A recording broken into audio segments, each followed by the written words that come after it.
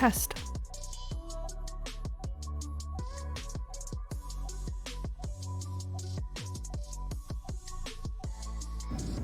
Hello, audio test. Osasha, say something. Louis, say something.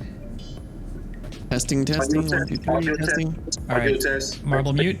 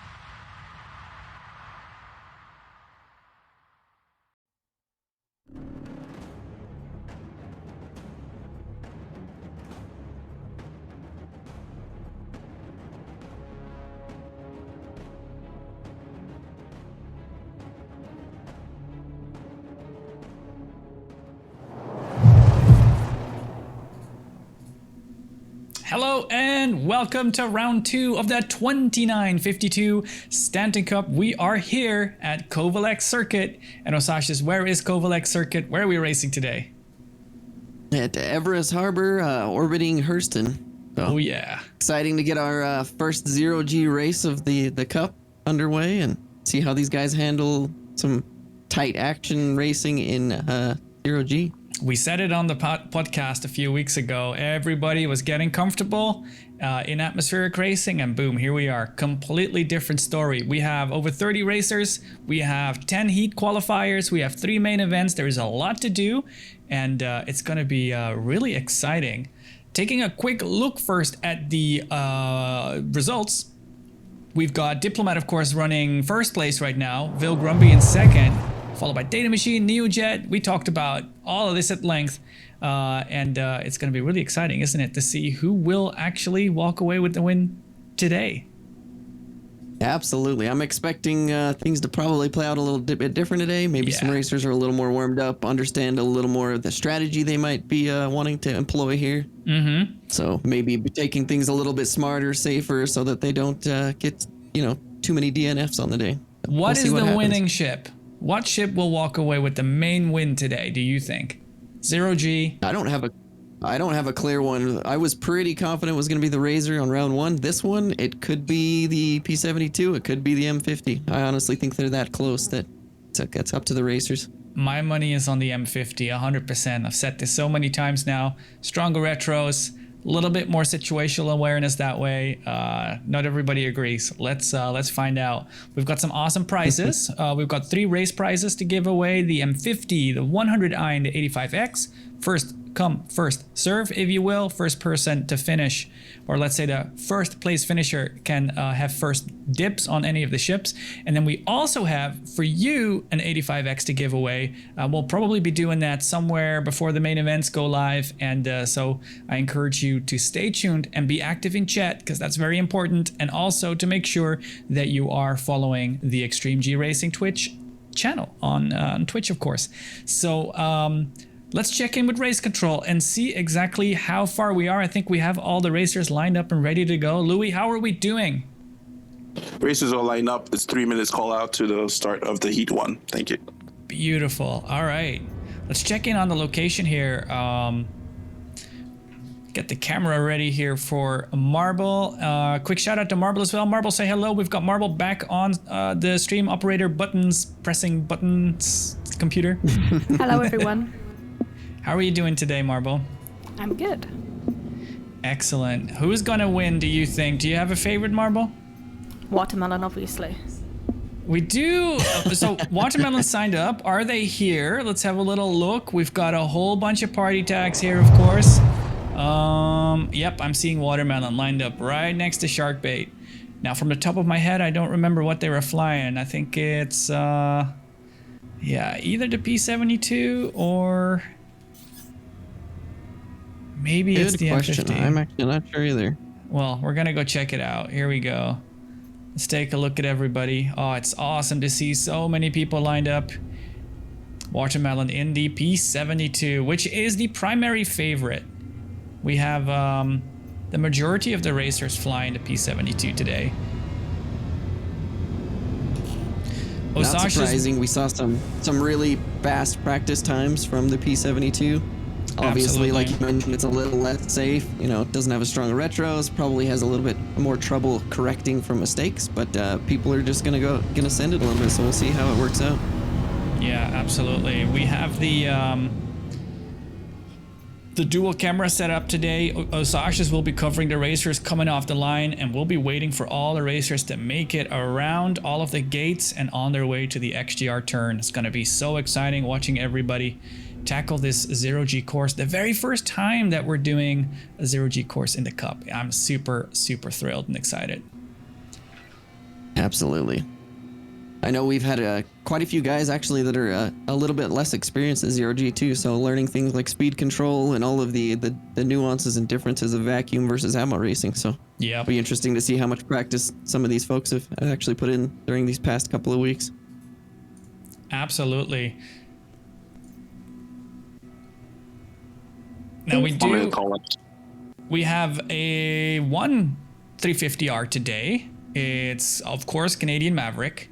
We also have one Mustang Gamma. If they showed up, it was Double Jeff. Or Double J, excuse me.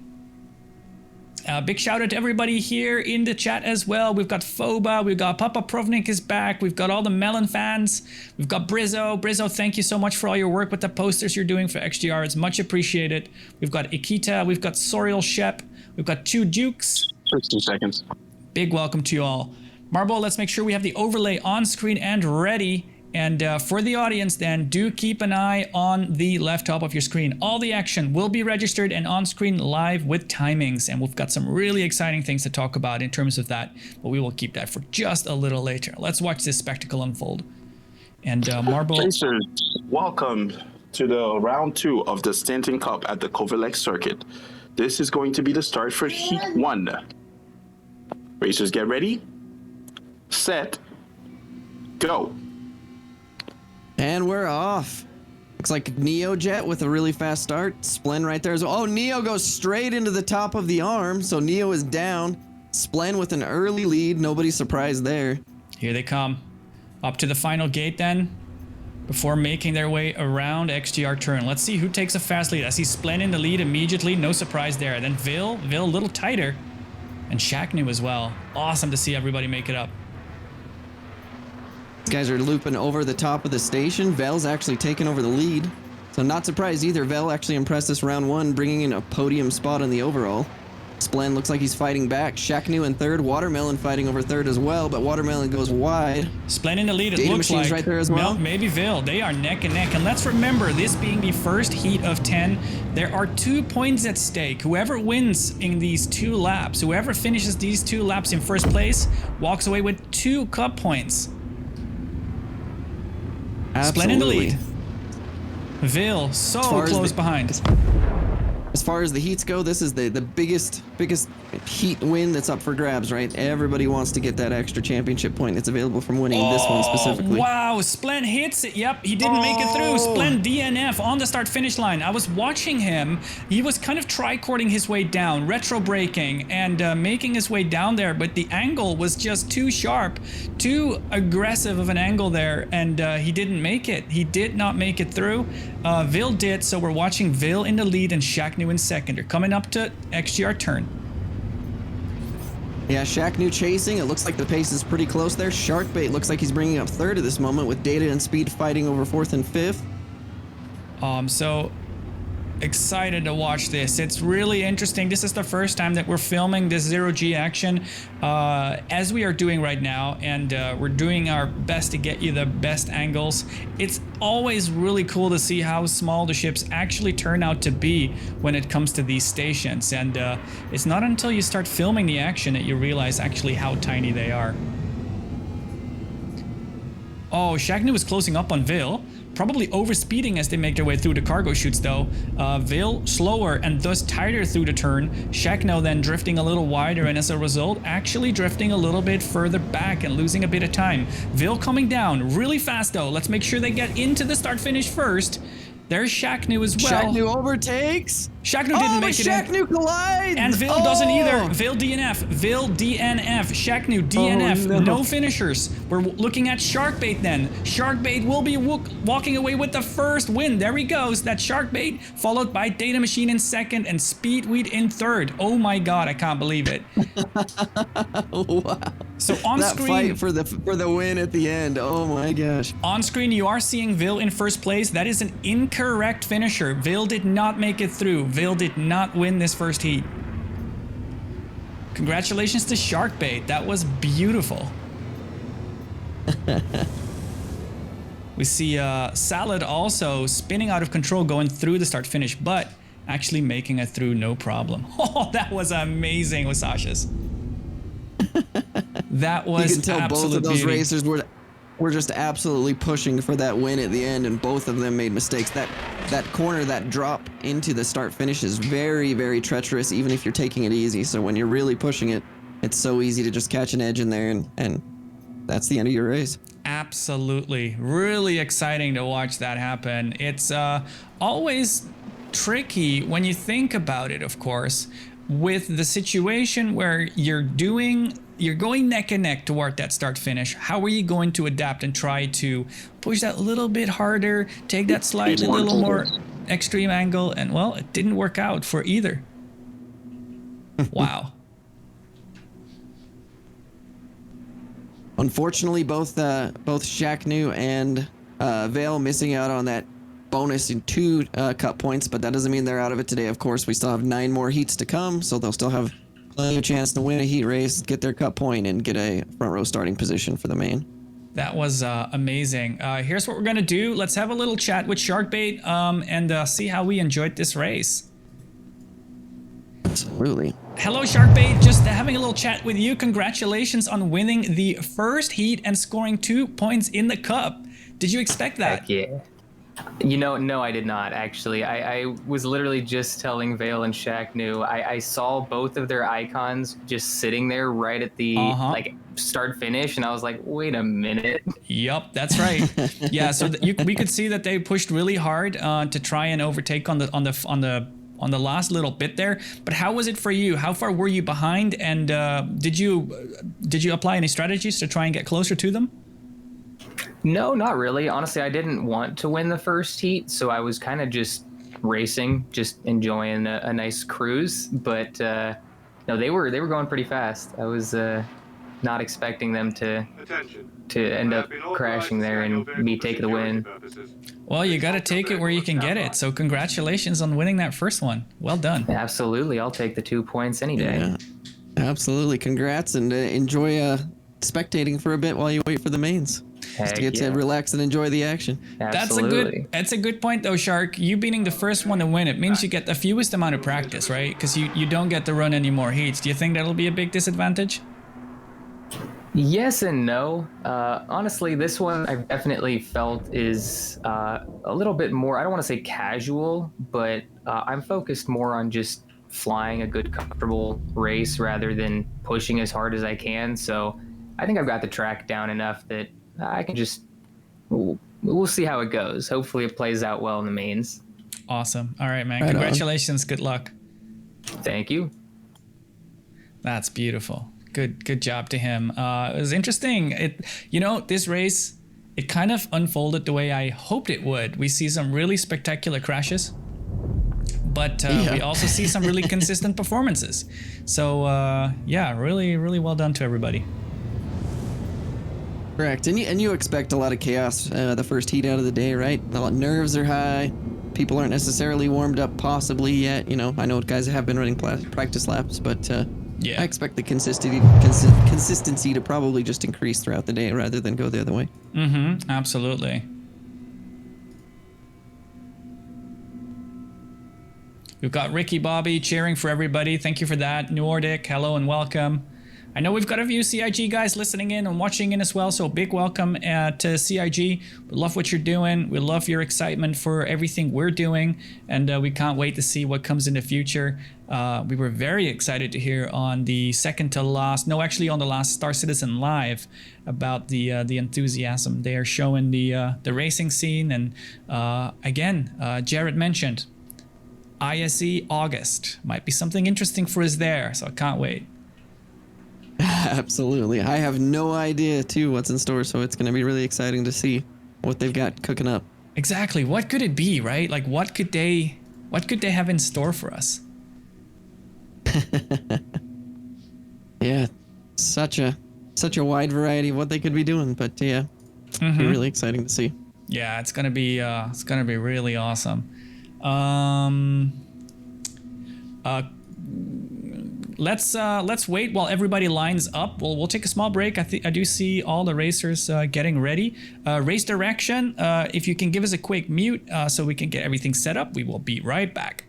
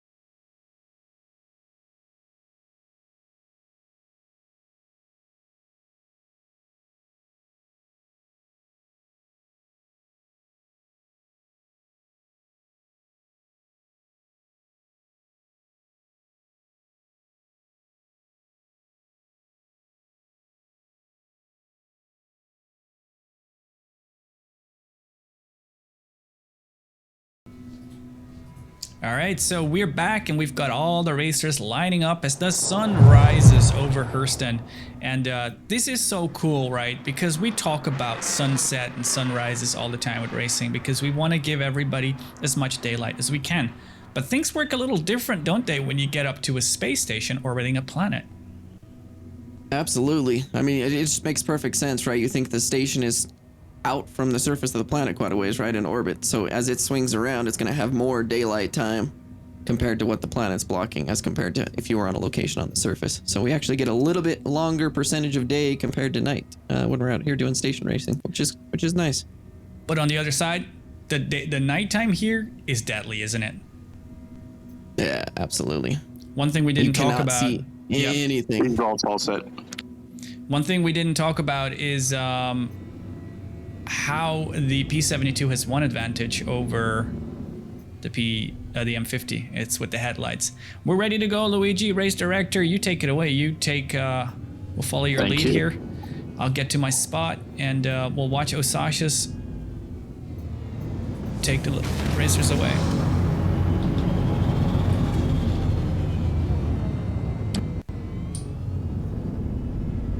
Got one missing party marker here. I'm just trying to track who exactly that is. Assuming it's Bear Commando. Okay. I actually have two. I see Bear Commando in the back, so somebody in an M50 in the front. Not getting marked, unfortunately. We'll keep an eye on them. Luigi, for you as well. There might be an M50 there without a marker.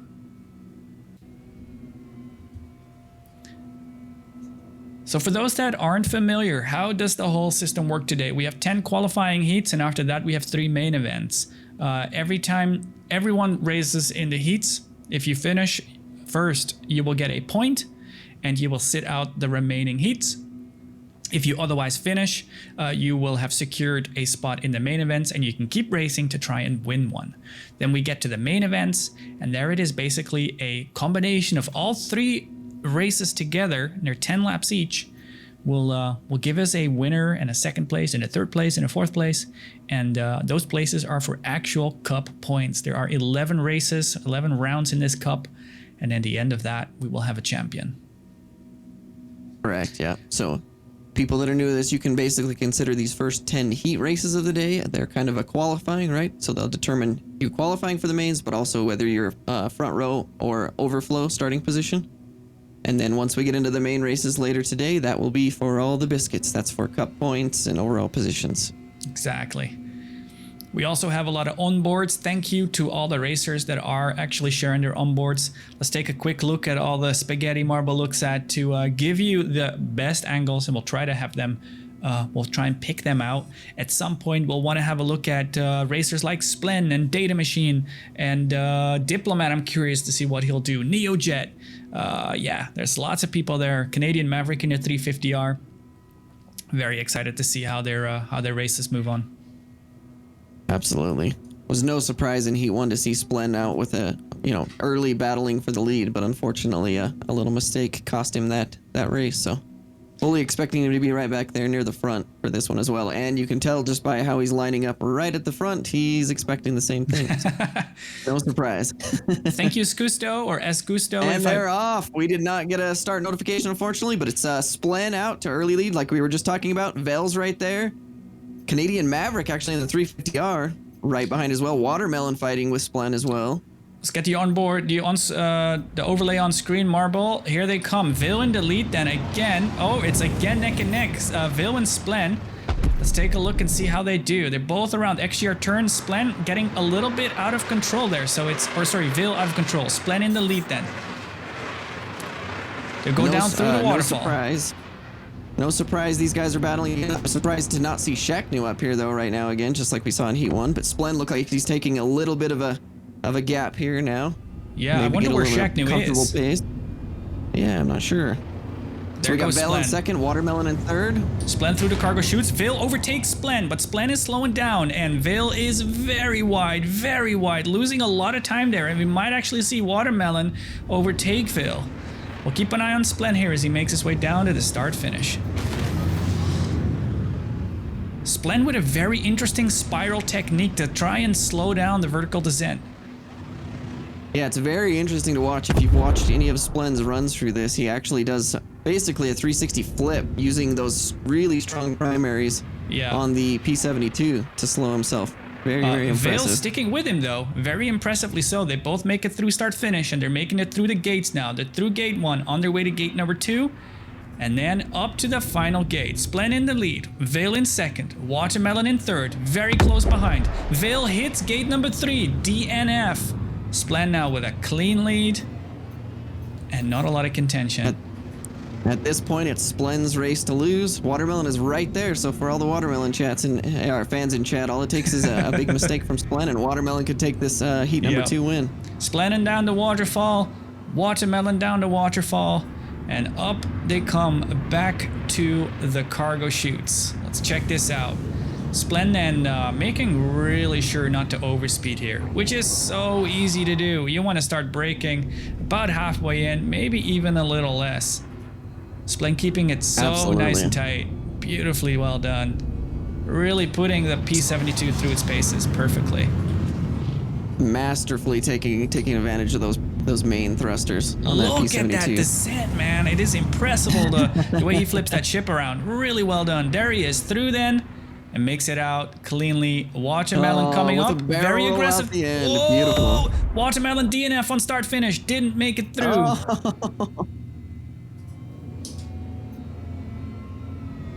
There's Nevermore then. We see Nevermore now coming down to the start finish. And even though finishing positions past point finish first place don't really matter. Oh, we see Steve with a botched up angle there, and Nevermore comes in second. Again, yeah, finishing positions don't really matter in the heats other than coming in first, but I'm sure Nevermore will like that second place. A lot of bad luck again for Vale. Yeah, unfortunately. Crashed in one of the surprising places to me, actually, through one of those gates, which you know, it's actually one of the forgiving parts of the track, but yeah, absolutely. Must have just misjudged a little bit. Apologies then for missing or kind of starting the race as a surprise. We didn't get any comms from the race director this time, so yeah, we were a little late there, but we got all the action regardless. Marble, how is it looking from your end? You getting some nice angles? Yeah, it's really good. Awesome, very good. We've had some nice comments about the production in the chat. Yeah, beautiful. See, that's actually, I was trying to reply to that, and thank you so much for that just before the race started. Really appreciate it. It's so awesome to hear that because of what we do. There are so many people who are made aware of racing and want to get into it. And to them, I say, come and join us. And it doesn't matter what you race with, if it's keyboards and mouse or HOTAS or 2 sticks, there is a place for everybody. New and old, experienced and amateur. Come and have fun with us. We have lots of different kinds of racing events, and this cup is kind of the pinnacle of what we do, and we welcome you to come and race with us. Anybody is welcome to join us in any round. Absolutely, we've got a huge variety of skill levels where we do races even besides the Stanton Cup, right? Some Pro-Am stuff and everything. So there's literally a specific racing type that will fit whatever you want to do. So again, just for the race director, a confirmation, Watermelon did not finish in second place. They DNF'd.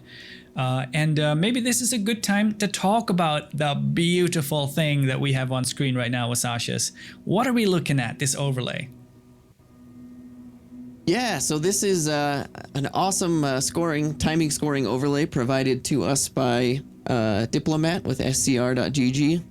So huge props to him for putting together this awesome tool that we're using, and he has been just an absolute dream to work with on getting this set up so that we can take advantage of this. Really awesome stuff. Here's the deal, right? Racing in Star Citizen is not yet a thing. We are limited very much by tracking racers, and if it wasn't for these kind of life timing tools, we could never focus on anybody but their first place racer, and when they finished, that was it. That's all we could do. But instead, we've got this beautiful life timing tool that looks absolutely incredible, and we're actively developing it with Diplo and giving him ideas, and he's working absolute magic and listening to all our crazy suggestions. The way this works, we have Luigi, our race director. Every time a racer comes across the start-finish line, Luigi will punch down on a button to actually individually start everybody's second lap, and he'll continue to do that, and that all translates into the magic you see on screen. So a big shout out to scr.gg, and that's a website, so you should go there and check it out. There's lots of time trial racing you can do on there, prizes to win at times, events, and of course all the beautiful things you see on screen. So scr.gg, go there and check it out. And Diplomat is actually racing with us too. Absolutely. He's actually the winner of round 1 of the Stanton Cup. So not only is he a very talented programmer developer, but obviously a really talented racer in Star Citizen as well. Gabrielle, amazing suggestion. So we have a track at Microtech. We are going there during the Stanton Cup. We've got a really cool track laid out there that we can design together with the community. And it's got some really interesting loops there as well. So it's kind of like we call it the city tour. You're touring all the way through the city. We're going underneath metro loops. We're doing a loop all the way around the Aspire Grand. It's an amazing track. And yeah, we are going there somewhere in the Cup. I don't know exactly which race it is from the top of my head, but it's going to be awesome. Yeah, one of my favorite tracks on the circuit. And same, I don't recall which round, but excited to go back there. So I'm going to we're taking a small break here as all the racers are lining back up. We will be back in just a second. Don't go anywhere. We'll be kicking off with heat number 3 from 10 very soon. So stick with us.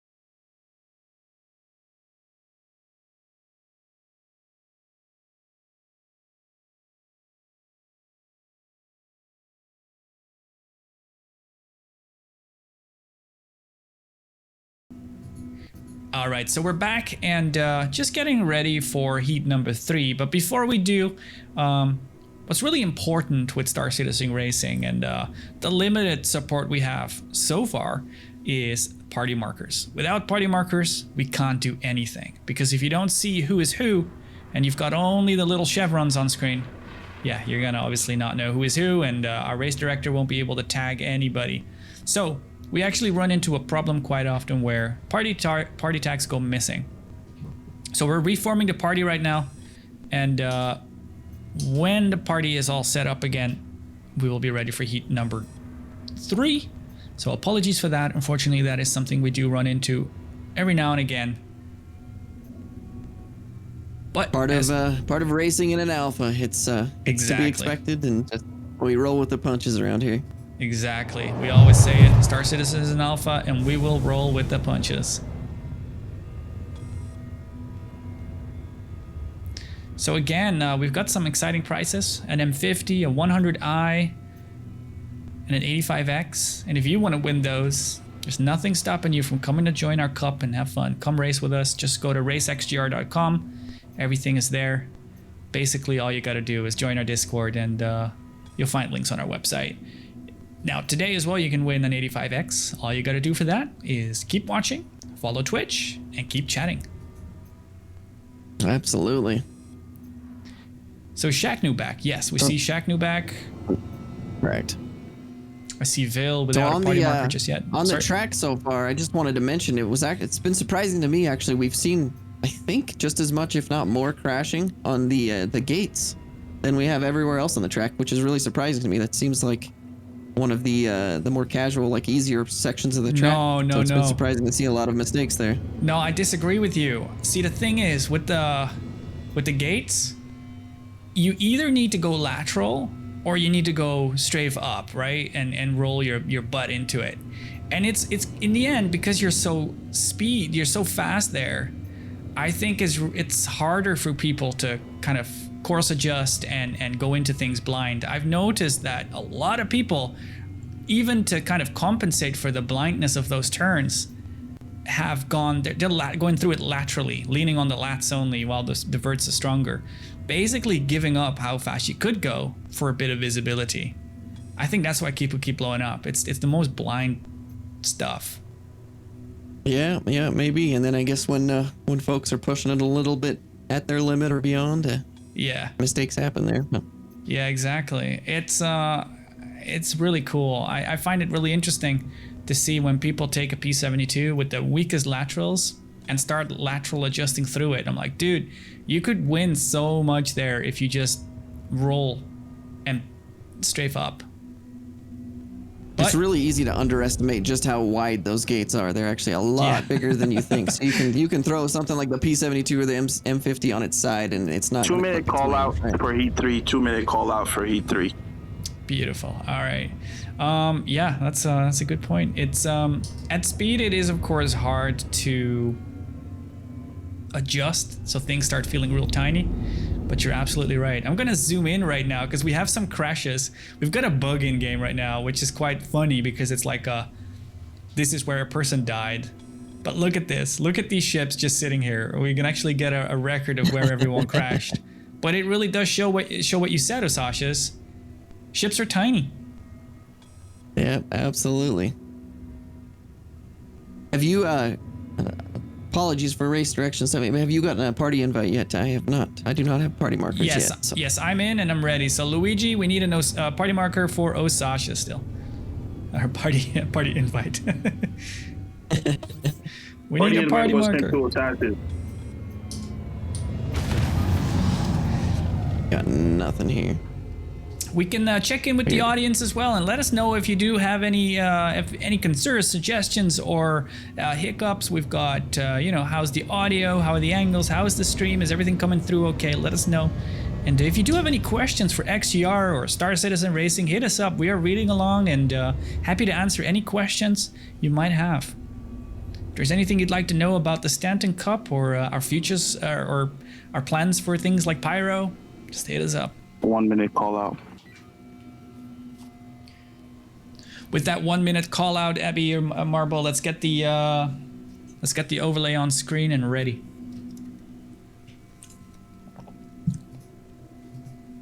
Absolutely, nerves are bolting up for the start of Heat 3. We'll see who our third winner of the day is going to be. Fully expecting guys like Bale and Shaknu to be back up there. They've unfortunately had some mistakes that cost them so far, so we'll see if they can get her done here. Absolutely. Also, last round's winner, Diplomat, as well as Data Machine that was up there as well too. Expecting those guys to be up near the front also. Absolutely, that's a very good point. 10 seconds.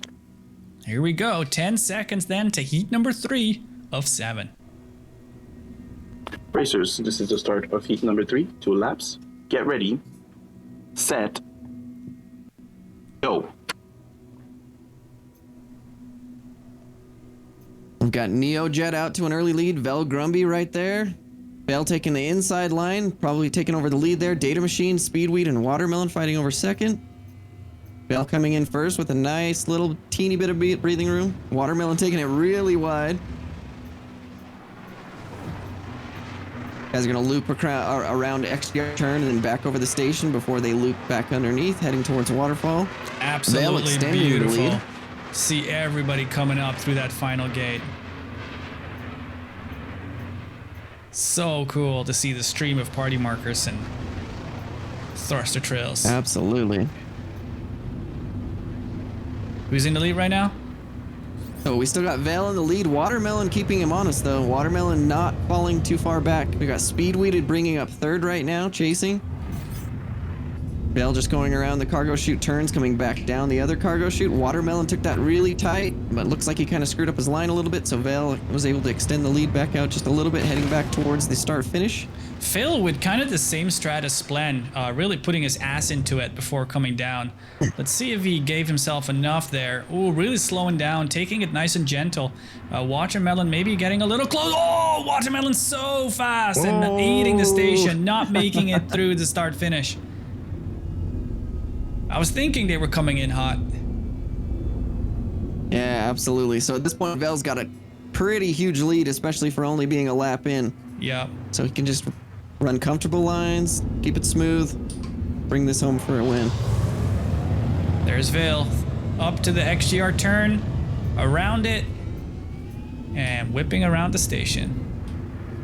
Shaq looks like he actually had a rough start again this heat, but has made his way around speed into second. Still a big gap up to the lead. Vale then down the waterfall.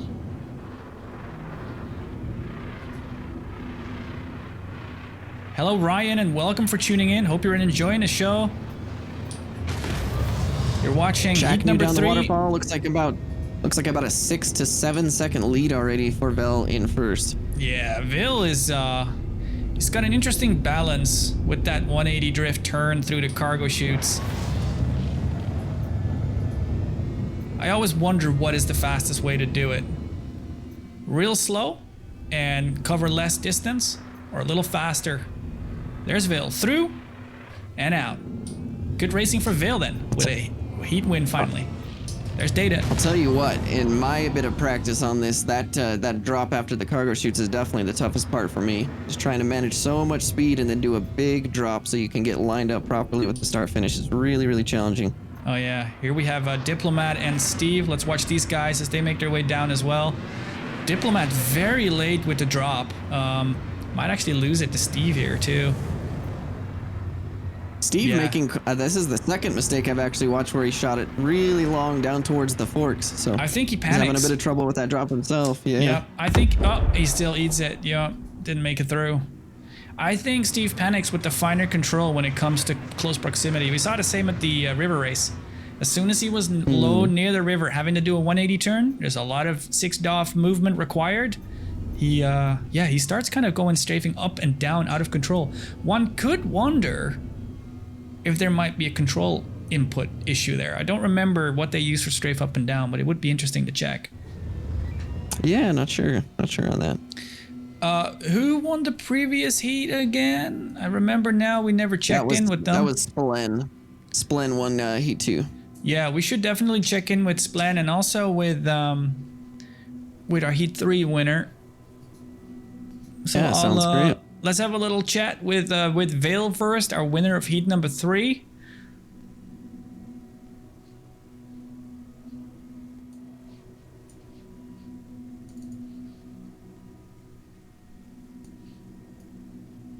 Hello, Vale Grumby. How are you doing today? Yo! I am doing really well. How are you doing, Black Maze? Very well. Congratulations on winning heat number 3. You had it coming. It took a little while, but you made it through. What are your feelings? Yeah. How did it go for you so far? I really was trying to change how I felt when going into this race, where I was full of nerves on the first race on the XGR club track. I was literally shaking the entire time during every race. And I was trying to tell myself, all right, this time, just calm down, have fun with it. And no, I've just been shaking the whole time. Yeah, no, it was really good. It was really good. I just had to just calm myself down and just kind of do my race. I got a little distracted, a little psyched out on the first, particularly on the first one, and then but You were this so one, close. Yeah. When Shaq came out of that corner, that just that threw me off, and then I got a little psyched out. Did you feel like you were pushing it to try and get the win there before you did blow up? I felt like I was doing my race the whole time, and what I mean is, just racing what I know I can do for the lines. until the last moment when I saw Shaq. Heat 3 results And also. then I had this feeling, oh no, I gotta push it. Gotcha. Interesting. Well, Just some congratulations. insider info for the viewers. How much practice do you feel like you've put in there? Because it looks like you've actually put in a lot. You're up one of those guys with the highest pace from what we've seen so far. I've put in a good amount of practice. I was out of town for like 10 days, and so I've been out, not being able to get in as much as what I would like. However, I try to get in as much as I can. So this is a scary track. This is one where one little mistake and you're done for. So as much as you can get in is really the answer. All right. All Well, right. congratulations. Great job so far, and good luck in the mains later. Thanks, guys. 3 minutes till start. So Splen is sitting out. We'll have a quick chat with Splen as well. He won, of course, the number 2 heat. Let's see if he's available. He is muted. There's a chance we might not be able to check in with him. Let's see. Hello, Splen. How are you doing? And do you have access to your mic? We'll give him a minute. Yep. You pulled the stream one, not the other one. You should put the other spline. Pull the other spline up.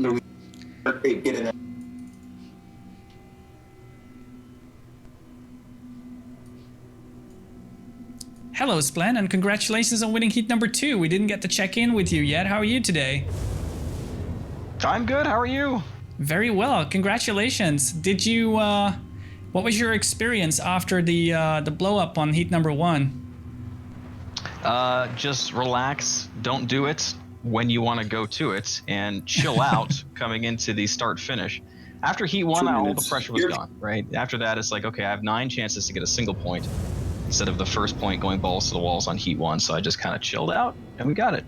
Yeah, good stuff, Right dude. on, It on. looked absolutely beautiful. The way that you go out of the chutes down to the start finish, it's a thing of beauty. I mean, can you describe how you do it? What do you focus on coming down to the start? Well, I use the sort of like Hey, hanging great antenna start. coming Shoot for down 2 between the two minutes. cargo areas as my visual focus. I will rotate the ship toward that, doing a tri-chorded turn, try to get it lined up as good as possible, and use all 3 vectors to slow down quickly. So that's why you see me rotating a full 360 and then finish the turn, find my TVI, and drag it up to where we need to be. That's absolutely gorgeous, because it's not even just tri-chording what you're doing. You're really spending a lot of time orientating your ship, rolling it around to get it pointing, well, the right way, which is the wrong way, if you will. It's really impressive how you managed to do that. You're using head tracking, of course. Would you say that would you be able to do this if you didn't have head tracking? Not at all. Toby's Eye Tracker 5 is the reason I'm able to do the things I do, period. Without it, I simply would not be able to do it. That's awesome. Good stuff. Well, congratulations. You're sitting out now, of course, and you're looking forward to the main events. Oh, absolutely. Yeah, I mean, heart rate's going to get pumping there, so 1 I'm trying minute. to relax and just kind of get some water, get some food, we'll enjoy all the spectating, and then it's going to be back in the action. Good deal, man. All right, congratulations and good luck. Yep. We'll Thank see you you. later today. All right, we've got heat number 4 coming very soon. 30 seconds. 30 seconds. I am right. excited. So far, this is turning out to be a beautiful day with some really spectacular racing. Big welcome to everybody joining and watching. I hope you're having a great time. I sure as hell am. Same here. Exciting to see these guys tackle 0G for the first time on the Cup, and so far, lots of really Take some impressive seconds. stuff.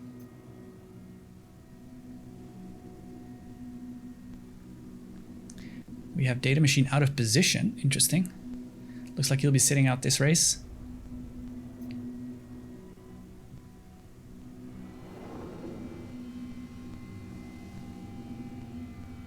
Racers, get ready for heat 4.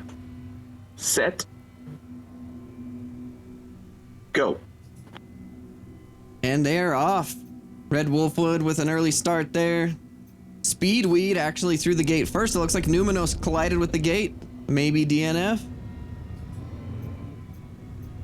Speedweed still holding the lead. Watermelon once again up there battling. Actually overtakes Speedweed. So Watermelon fans rejoice. Watermelon is in the lead right now, heading into the XGR corner. I can't Speed get looks like enough he's of them recovered coming from his through the little gates. So sexy with all the thruster trails. All right, Watermelon down to heading for a waterfall.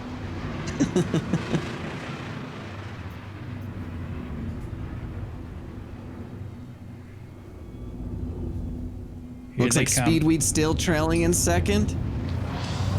Watermelon down to the chutes. Let's see how they do the drift. I feel like they take it quite tight. Yeah, look at that. Look at how tight Watermelon takes that turn.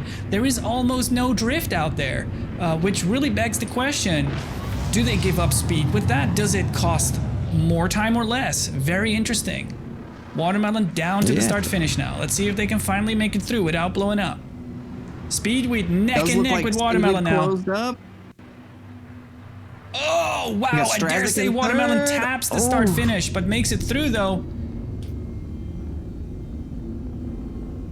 Speedweed actually had a little bit of a mistake there through start finish, but looks like he recovered. So he's right back on Watermelon's tail. It's anybody's win at this point. These guys are really, really tight. Speedweed with a little mistake going wide there. He's got it correct. Watermelon still holding the lead. Speedweed second. We've got Steve CC actually now in third. It was impressive to see how Watermelon skipped across the start finish. They seemed to actually bottom out on the plate, but didn't blow up. Kept going. We've got Watermelon just swooping under the station, heading for waterfall. Almost lost track of Watermelon there. We've got lots of excitement in chat for Watermelon, and I'm gonna say it again. Where's that melon cam? We really need it. Would love to give you an onboard from Watermelon, but unfortunately we haven't been able to get one. Here's Watermelon again with the 180 turn around the back of the chutes. Very, very tight. And through they come. There they go. Jack New with another bad start, but has made his way up to fight for second. So now it's going to be about a 3-man battle for second if Watermelon does make a mistake on the start finish. We'll see if he makes it through. There he is. And through. Congratulations to Watermelon finally making it through. GG. Speedweed in second, Shaq New in third, and Steve CC looking like he's going to get a finish here. Good stuff. Good effort for Steve. Yeah, I'm really happy to see him make it through finally after struggling with the descent, I want to say, a little bit. Absolutely.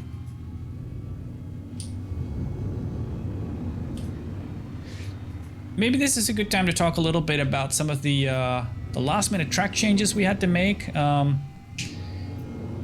Originally, of course, we went down to these forks.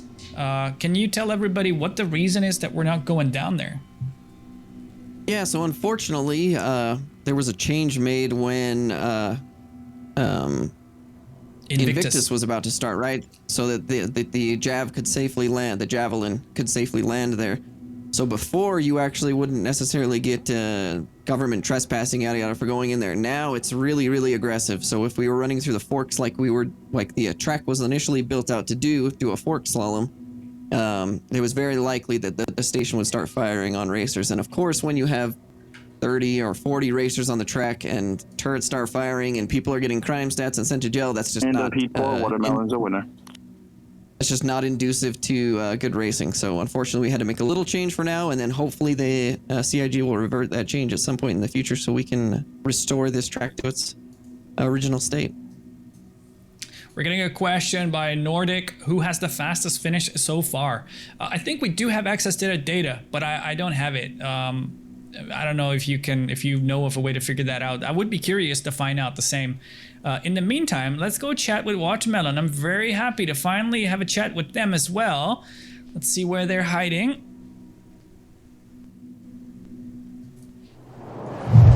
Hello, Watermelon. How are you doing today? And congratulations on winning heat number 4. Wait. Oh, sorry. I forgot I was on push to talk. Thank you so much. You're all good. That was amazing. We saw a couple of unfortunate explosions from you. Very happy to see you finally make it through. How was the 4th heat, and how were the previous heats for you? Heat 4 results I think they were pretty good. I think I saw that I had a good understanding of those first few chicanes. I think once you have a steady lead, you're in a good position. I think after the first heat, I quickly realized that a lot of people are taking the first turn way too hot. So I was intentionally waiting for people to overtake me so that I would have a bit of clear air, and then I could slot myself into the turn a little bit tighter. I had a few close calls with that start-finish, and in this last heat, I was just going to be a little bit more patient, and I still managed to nick it on the first lap in. But I won the explosion lottery, and I win. Oh, great job! It's awesome to see you up here with your big fan base as well. I'm sure they're going nuts right now. So great job. Thank you guys so much. That was fun. What is your strat then? Tell us. When you go through the chutes, the tunnels with the cargo containers, you take it through real gentle in the end. Is that your strategy to just not drift wide? Yeah, my strategy is just play a little bit more cautiously. If I would rather get overtaken in that spot, seeing as it's the heats, right? And I'm not on like a last lap of a race. I can afford to be a little bit more cautious with the line. And I think that's a pretty big advantage. Like, if anything, the first round of Stanton Cup taught me to be careful rather than push things too hard. Anything you want to say to all your fans? Thank you, guys. You're the best. Right on. That's awesome. All right, man. Congratulations, and we'll see you for the main events. Cheers. Thanks a lot, guys. Cheers. That's brilliant. Awesome. People have been asking for us to do these interviews, and I'm so pleased that we're doing them. It's really fun to talk to the racers and find out what their headspace is and what the lines are they're taking and why they're, what strategies they are applying. So a great suggestion, and do keep them coming. If you do have other suggestions, if you've been watching us in the past and you have certain things that you think we might be able to do better, just come and hang out with us in Discord and share your suggestions. We're a very open community. Anybody can join us and come chat and have fun. Absolutely. Anybody that kind of talked to us after the fact knew that we were dealing with kind of a cluster of issues round one. So now we've got a few things ironed out. Can have a little bit more freedom to do production specific stuff like that. So really exciting that it's working out for us so far.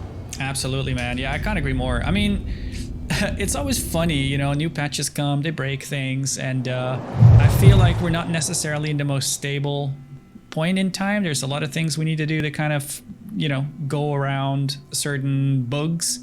But then network desync is amazing, and that makes me happy.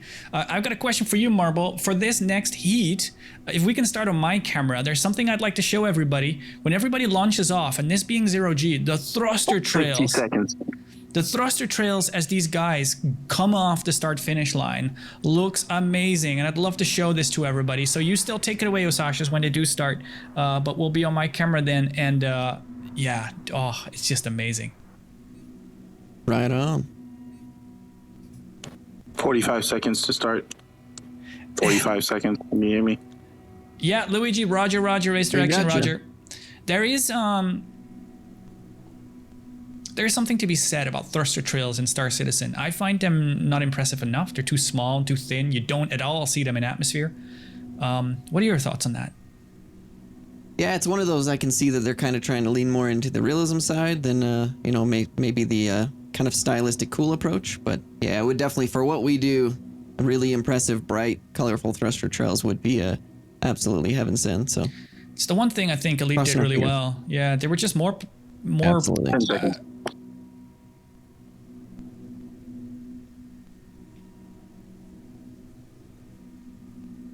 Racers, this is the start of Heat 5. Get ready. Set. Go. And we are off. Red Wolf would do an early start. Neojet, Speedweed, of course, again going really hot into that corner, but he does make correction. We got a newcomer, Sicarius, actually in the lead right now.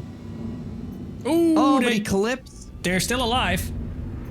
They're still going. Steve CC going really wide here, tried to overtake, but made a big mistake. Oh, Speedweed clips the last gate. Yep, we've got Canadian Maverick and Red Wolf going at it. Red Wolf in the N50, Canadian in the 350R. This will be really exciting to watch. Canadian still, in the lead right now in that big 350R, taking advantage of those pretty strong mains on it, but of course it has a lot more mass to throw around. So being drifty, very so impressive drifty. right now. Yep, they're going down the waterfall, and I hope you saw those thruster trails I was talking about. It's very pretty. We need more of it. Oh, Speedweed now recovers and takes the lead back from Maverick. You can really just see that Maverick with the 350 is so drifty, so drifty. Let's see how they make it through then. If they all make it out, we see Speedweed coming out first. We see Canadian really drifting wide. Strazik now is right on the tail of Speedweed. Let's see how Speedweed maintains the lead going down into the start finish. Really curious if Speedweed has some damage too without that collision. It doesn't appear to be so, but that's not necessarily true. It's because sometimes it's a little bit harder to spot when they're in 0G. Absolutely. But Speed holding a nice lead right now. Shaqnu chasing, actually closing up that gap a little bit after the start finish. Makes me wonder what happened to Strazik. We lost him. Yeah, absolutely. Strazik is still in. Strazik is still in. Interesting. Yeah, he dropped back 4 positions. Must have maybe hit something or just taken it more casual around the start finish there. So I think we got Shaqnu in the lead. Shaqnu actually, no, but Shaqnu did make a mistake, it looks like. Goes really wide there and has to correct. So now Speedweed opened up the lead again. Yeah, that's right. This is the closest to the lead Shaqnu has been, though, since Heat 1. So I'm getting maybe a little bit better of a start, better first lap than he's gotten the last couple of heats. Speedweed a little slow coming down through the waterfall. Maybe a little boost starved or maybe G-loaded. But they're on their way now to the cargo chutes. Let's watch them go in and out, make the 180 turn, and come back the other way. Speedweed keeping it really nice and tight, using those retros on the M50. Absolutely. Shaqnu looks like he's closed up maybe a little bit. It's really hard to tell right here. Speedweed coming down the final little bit to finish out this race. We'll see if he makes it through clean. He seems fast. Oh, he slowed down. Beautiful. He's through. Speedweed wins. And he's Heat number through. 5. Good racing. Shaqnu in second. Excellent stuff. There's Neojet coming down, struggling with the descent as well. Does make it through. Well done. Very happy to see Speedweed then finally winning a race. Good race for him. That was a good recovery, wasn't Absolutely. Very, very good. He had a few, well, at least a couple pretty sizable mistakes there, but was able to recover, get back on track, get in the right headspace, and then keep pushing. it? What's your favorite part of Not this track? surprised to see him winning. My favorite part of this track is probably... It's probably got to be the chutes. I know that's kind of like the boring thing to say, but it's just such a fun, cool experience. Star Warsy, you know, Death Star trench run feeling through those chutes. Very, very cool. Absolutely, same for me, man. It looks beautiful. I think the assets look amazingly well done, and it's such a cool racetrack part. You know, it's like tunnel, 180 turn, tunnel, very cool. Absolutely. So let's check in with Speedweed. Let's get him up here and see how he's been experiencing this race day. End of Heat 5, winner is the Speedweed. Congratulations, Speedweed, winning heat number 5. It's taken you a little while, but you did it. Hey, what's up? How's it going? How was that experience for you? You know, I'm just chilling. It's no big deal. Just chilling, he says. So you had a couple of explosions in the previous heats, but now you finally made it through and won. How was that for you? It was it was pretty funny actually. Right off the start, I was feeling a bit weird, and then I clipped one of my wings and losing it. Then I realized that fuck, my couple mode was on. Oh wow. But yeah, I recovered and just pushed forward. This is what I was going to ask you if you had any damage, but that answers that. So, great job for getting your way through with a little bit of ship damage as well to that win. You got yourself an extra. You got yourself an extra cup in the point in the cup, and I look forward to seeing what you can do with the M50 in the main events. I'm still rooting for you. Thanks, dude. Yeah, I appreciate it. Yeah, great job, man. That was amazing. Very excited to see an M50 walk away with a heat win. I mean, we gotta say some of the contention, 5 minutes, of course, 5 minutes. Is being removed with the P72s winning. By now, you could say it would be a safe bet for betting on the P72, but I don't wanna. The P50 is my baby. 10 laps is a long race with the P72 that's a little less unforgiving. So we will see what happens in those mains. That's true, man. I'm not gonna make any guarantees. Of course, the heat's only being 2 laps. They're very short races. It's like short attention span, you can get away with it. But when we talk about doing the main events, 10 laps, you're gonna have to stay focused for quite a while longer. Yeah, that's a long time to make sure to take advantage of those primaries, try to keep good visibility, not lose track of yourself when you're doing a lot of flip and burn and a lot more tricky maneuvers to do the same thing that you could, kind of try to replicate in the M50. So we'll see. A lot of these guys are really talented, though, so I won't put it past them to be able to push the P72 through to several wins. 3 minutes, 3 minutes. Absolutely, yeah, couldn't agree more. So who do we have still on the start line now, Osasha's, and who do you think stands some of the best chances at winning? So we've seen Shacknew with a really high pace every single one of these heats. Unfortunately, since the first heat, he hasn't really got a good start, but he's always making his way through the pack. So fully expecting Shacknew, if he gets a clean start and gets into a lead position early, that he could take this to a win. Also still expecting to see Data Machine, Diplomat, Strazik as well. Really has been really fast. Red Wolfwood actually putting a good pace too. So there's a lot of these guys that could still win these heats for sure. That's right, man. Where are Data Machine? Where's Strazik? They haven't been running at the front so far, which does surprise me. You're absolutely right. Jacobus is asking, the P72 is an Archimedes, right? Yes, the P72 is called the Archimedes. And then you have the P52 called... The Merlin is the P52. Merlin, the P52 Merlin, that's right. Brizzo makes an excellent point. 60 seconds. We've got a few different kinds of races we do, starting with XGR Underground, which are very casual events. You just show up and we hang out, do some races, no structure. And we also have Pro-Am races. These are official and you can win bragging rights and Discord roles and all kinds of fancy titles. And then there, of course, is the Cup. That's what you're watching right now, and we are in round 2 of 11. We've got another type of racing too that I'm expecting to announce pretty soon too, involving maybe some wheels. So keep an eye about that. That is right. That's a great point. Is the Gamma good for any racing? I mean, in my opinion, yes, but that's kind of a loaded question. So it very much is. Definitely very different to fly. Well, we can definitely bring that back up a little bit later. We're just about to start here for heat number 6 on the day. Okay, racers, this is heat number 6. Get ready, set, go. And we're off. Neojet again to an early start. Steve CC going really wide and really hot. We've got Data Machine actually up there this time. Neojet in the lead. Yep, Neojet still holding it. Data Machine, Steve CC right there. Actually, Data overtakes the lead right now, going into this corner, leading into XGR corner, actually. Wow. Canadian Maverick as well in the 350. Some interesting lines there. Steve a little high maybe, but drifting wide. I can't call the lead right now because there's a whole bunch of different lines being taken. You know what? I think it's Data Machine. Yeah, speaking of the devil, Data Machine out to the lead. Steve, I think it just looks like he's maybe struggling a little bit with speed control, going really wide on a lot of these, but making it up with a lot of error correction. There's Speedweed then, making it through the chutes, and not a lot of contention so far.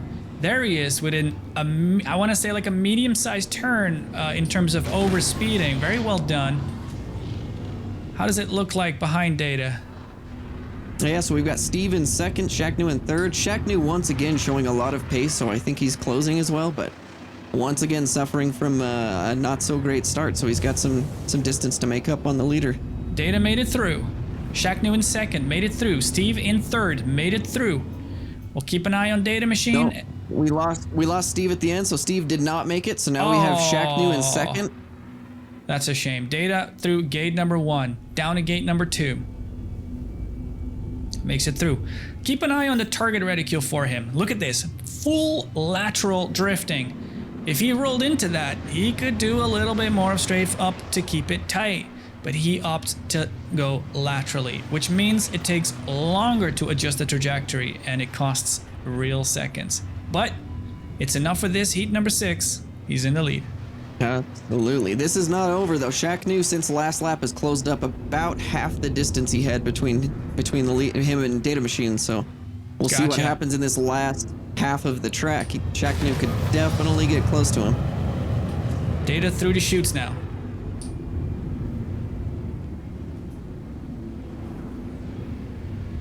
Keeping it nice and tight. I do want to say, when you do keep it that tight, it makes it harder on entry because the angle is a little more aggressive, but I guess these guys are getting away with it and not finding it an issue. Data Machine dropping far down. Interesting lines. He's through. That's a win for Data Machine. Through. Nice job. Shaq bringing home second. Looks like we're going to have Strazik in third. Good racing to Data. No surprise to see him up there. I'm surprised it took him as long as 6 heats. I look forward to hearing from him how he's been enjoying these races and why it didn't happen sooner. Yeah, absolutely. It worked out though. That was just some smart racing there, really consistent. I don't think he was the fastest, taking the fastest lines on the track, but he was keeping it consistent, not making big mistakes, not overspeeding and going too wide on things. And sometimes that, that'll just net you a win just on consistency alone. Data Machine, congratulations on winning heat number 6.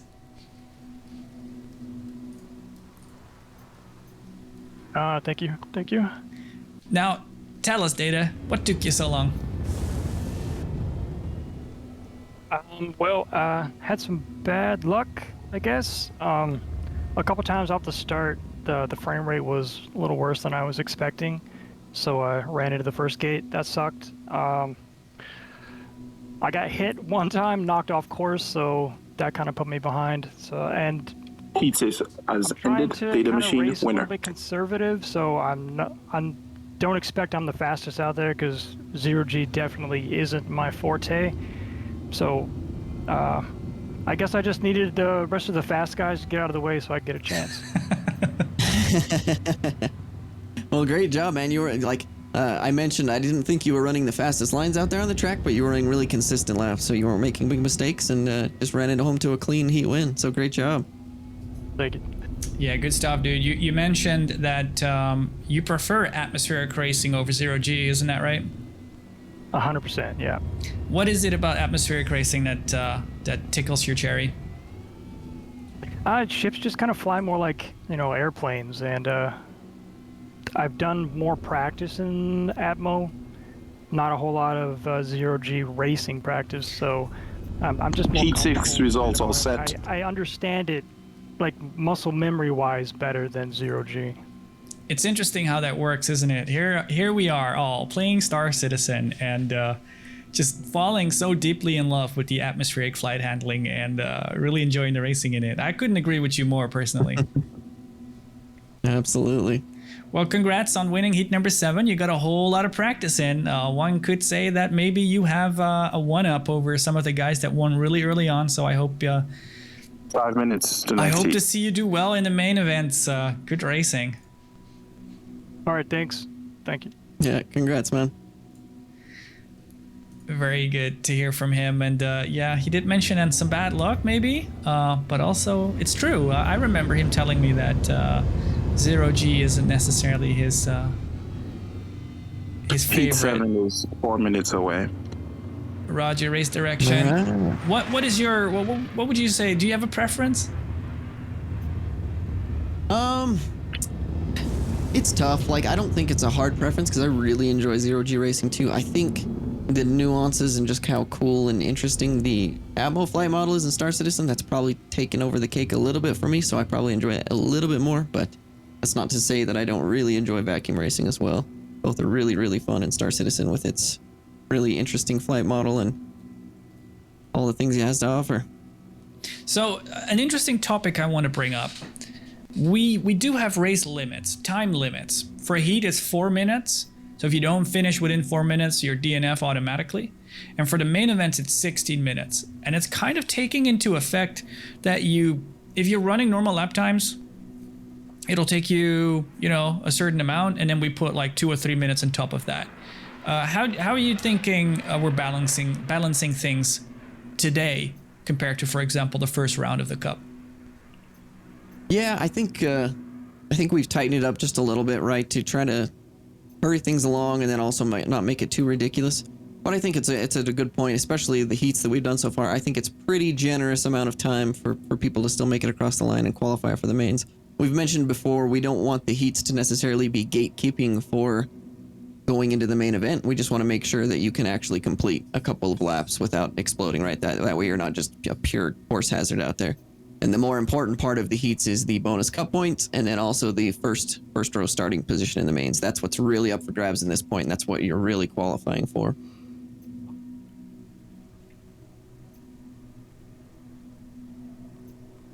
Now that we've seen a few races, any opinion on what you think will be the winning ship?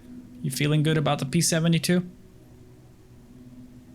I'm still 2 minutes. I'm still pretty 50-50. I'm still riding that fence hard between the M50 and the P72. I think we could see a split, honestly. I think we could see a couple of them win by a P72 and maybe one run by a M50 or vice versa. I think we might see a variety when it comes to the 3 main events. Interesting. And so we were talking about the Gamma a little bit earlier ago. You think it's a great ship. I think it is highly underpowered. Why do you like it, and what do you think about it? I think that if you put it on a general basis as compared to its competitors, whether it's Atmo or 0G, it probably struggles, but it has a very niche, cool thing in the fact that it actually has the strongest overall combined thruster acceleration strength when not boosted compared to any other ship. So if you get in a situation with a really, really tight course or really tight usage to where you would be naturally boost starved in other ships or in that ship, it can really shine at that point.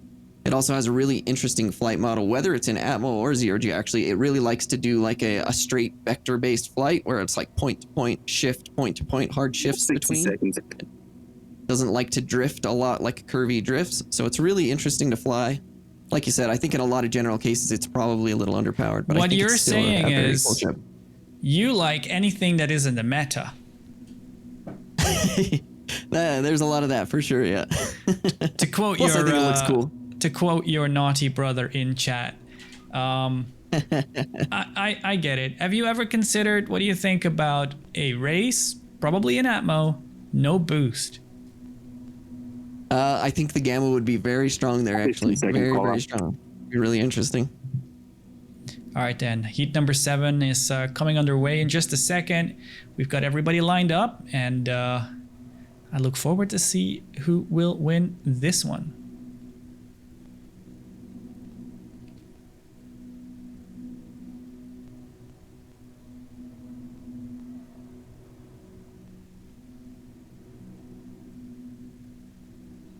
A little bit of quiet before the storm, expecting this call out any second now. This is that moment. Racers, get ready. This is the start of Heat 7.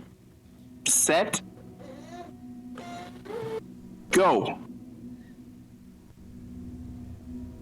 And we've got Diplomat with an early jump there, but actually overtaken by Zollner, but going really, really wide. Neojet once again. Actually, our Heat 1 winner and one of the main event winners, if I remember right from last week. Oh, but he makes a mistake. Steve Neojet's CC down along with Macarius. We got Steve CC, then Red Wolfwood on the inside there, but actually getting overtaken by Salad and Strazik.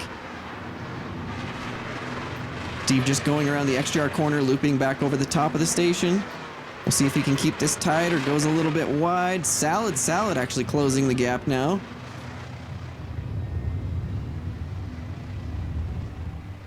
Steve going down towards Waterfall. Here comes Strazik, really hot, but somehow gets it slowed down. So that was a really impressive approach to Waterfall corner. We've actually got about 5 guys, maybe 6, closing on the lead right now. This is a very intense battle for the first position in this race. Strazik overtakes Steve. Shaknu also overtakes Steve. These guys obviously going for a little more speed, but can they slow it down in time? Whereas Steve is now struggling to get into the other chute. So yes, he does actually get overtaken. We've got Strazik finally in the lead. It's taken him long enough, but Shaknu is still on his tail. Shaknu actually coming down to the start-finish line a little faster. Steve is way too fast. Can he stop?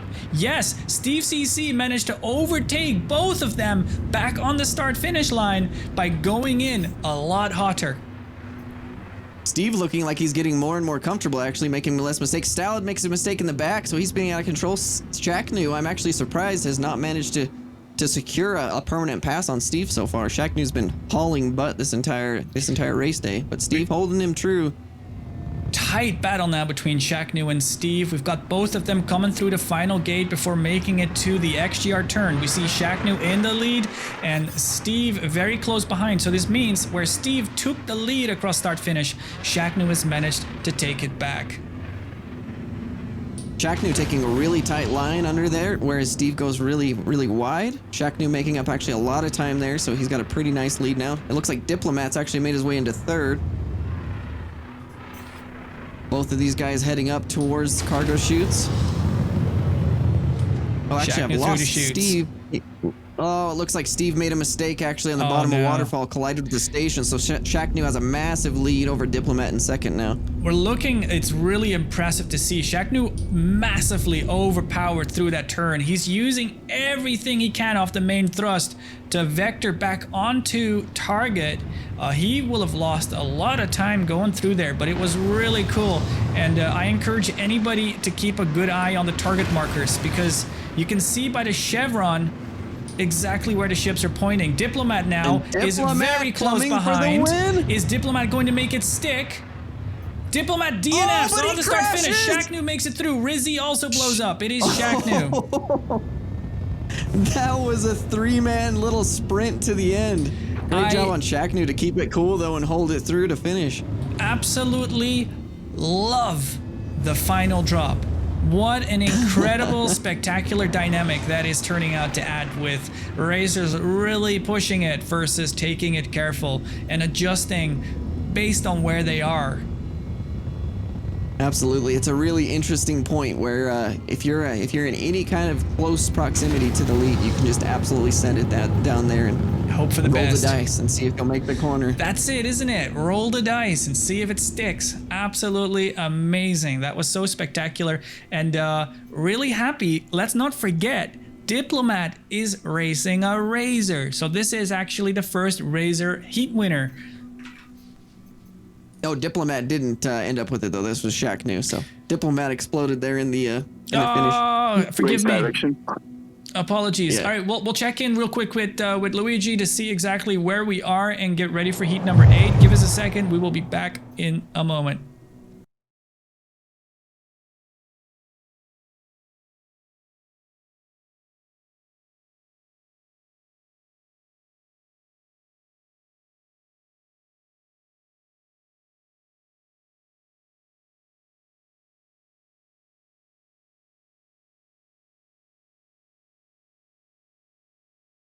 Diplo is at the end there.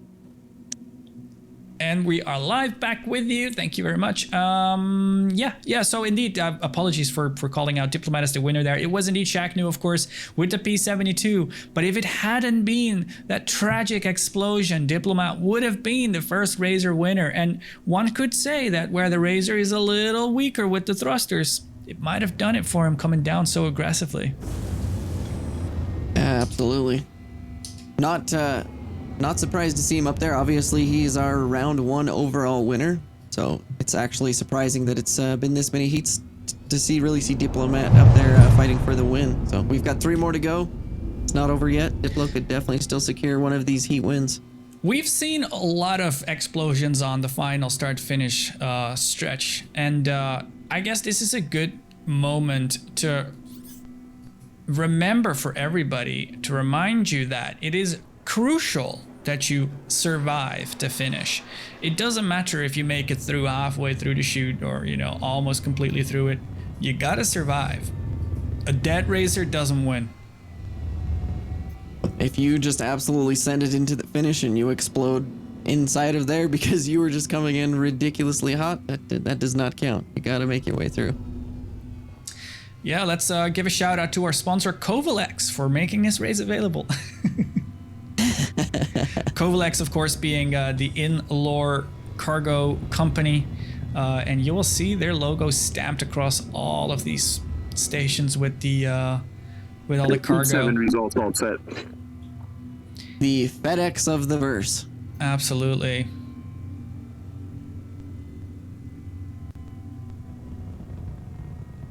Osashis, is it possible for us to have a look at the current cup standings, or is that 5 minutes call out. 5 minutes. Yes, if we pull up the cup standings as they run, we should be able to see our results from last week. So what's that one called?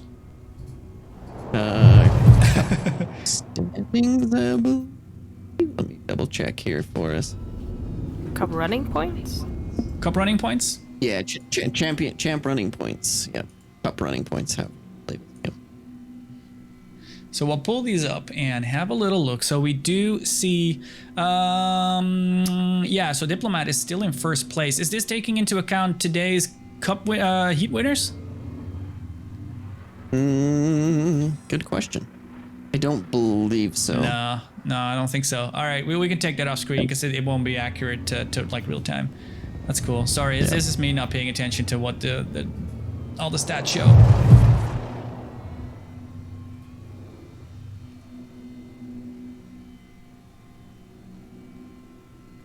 One thing we haven't been doing is showing you the heat results on screen, but we do of course have the live timings always in the left top of your screen, which kind of paints a picture too.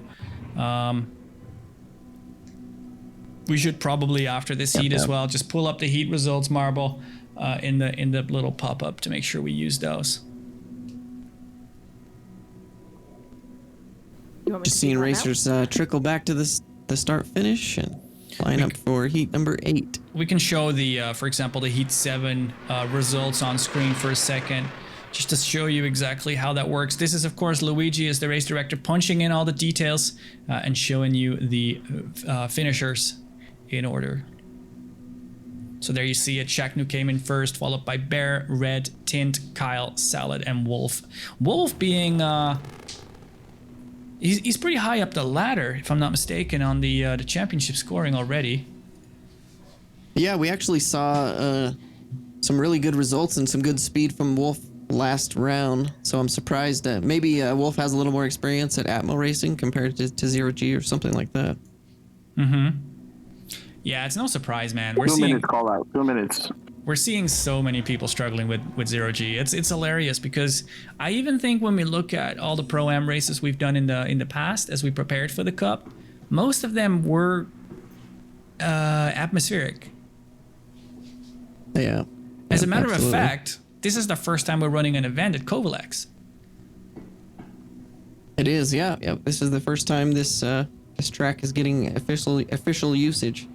Which is glad brilliant. to see that it's racing pretty well. Yeah, it's amazing. And that final drop, dude, it adds so much. It's amazing. It's the shoots and the drop out of there to the start finish are my absolute favorite parts of this track. Yeah, I love whenever a track has kind of a final sprint to the finish that people can take advantage of, and this track does that perfectly with that final drop. Couldn't agree more. Or I guess final climb. This is vacuum, so I guess you can be oriented in whatever way you want to be. Grab my camera, Marble. We've got a... Oh my god, no, what? Don't tell me I'm being shot. Yeah, I'm... Uh-oh. Whatever speed just did... Speed... Oh no. Not too late. Oh no. You can still power down and surrender.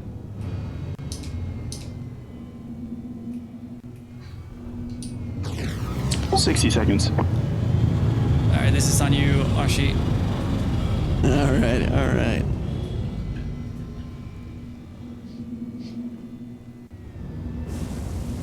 Surrender while you still can. Please. Had a naughty speed weed getting our other cameraman in trouble.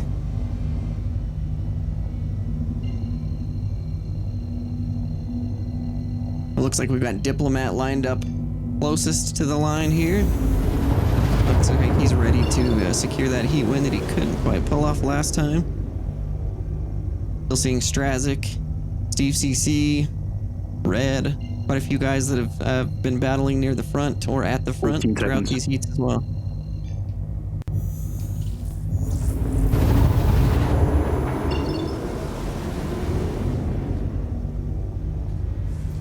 Okay, racers, this is the start of heat number 8. There's 2 more left. Get ready, set, go.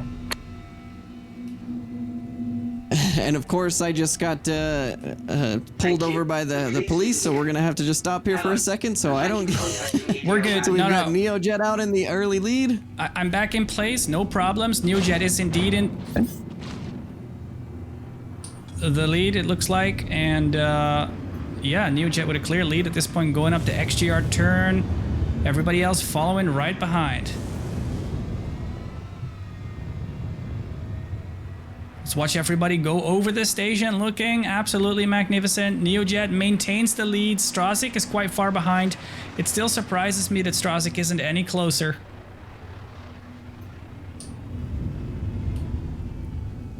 There he goes. Absolutely, trying to NeoJet then get an idea of up what's to going on the- from my vantage here. Up to the cargo chutes. Strazik now has closed in on NeoJet a little bit. There he is, very close behind. Let's see who exactly drifts how far. NeoJet keeps it quite wide. Strazik keeps it really tight, which means the entry is a little more aggressive and Neo comes in with more speed. That was a perfect example of the different lines you can take through. Remember, this is lap number 1 of 2. We see NeoJet and Strazik coming down. Let's see who makes it through first, and if they both make it through clean. Where are you on track right now, Asashas? All right, so we're back going again here. We've got NeoJet and Strazik just slugging it out here, right, coming into this first corner of lap 2. NeoJet's pulled out just a little bit there, but Strazik dogging him completely right on his toe. All right, I've got the popo on me, so I'm just halting in place right now. We've got NeoJet still in the lead. Strazik, as we got security stuck on screen, just pinning my... Oh, that's beautiful. No. Thank you, Hurston So Security. NeoJet still in the lead. Strazik actually falling back just a little bit, and we've got Salad in third.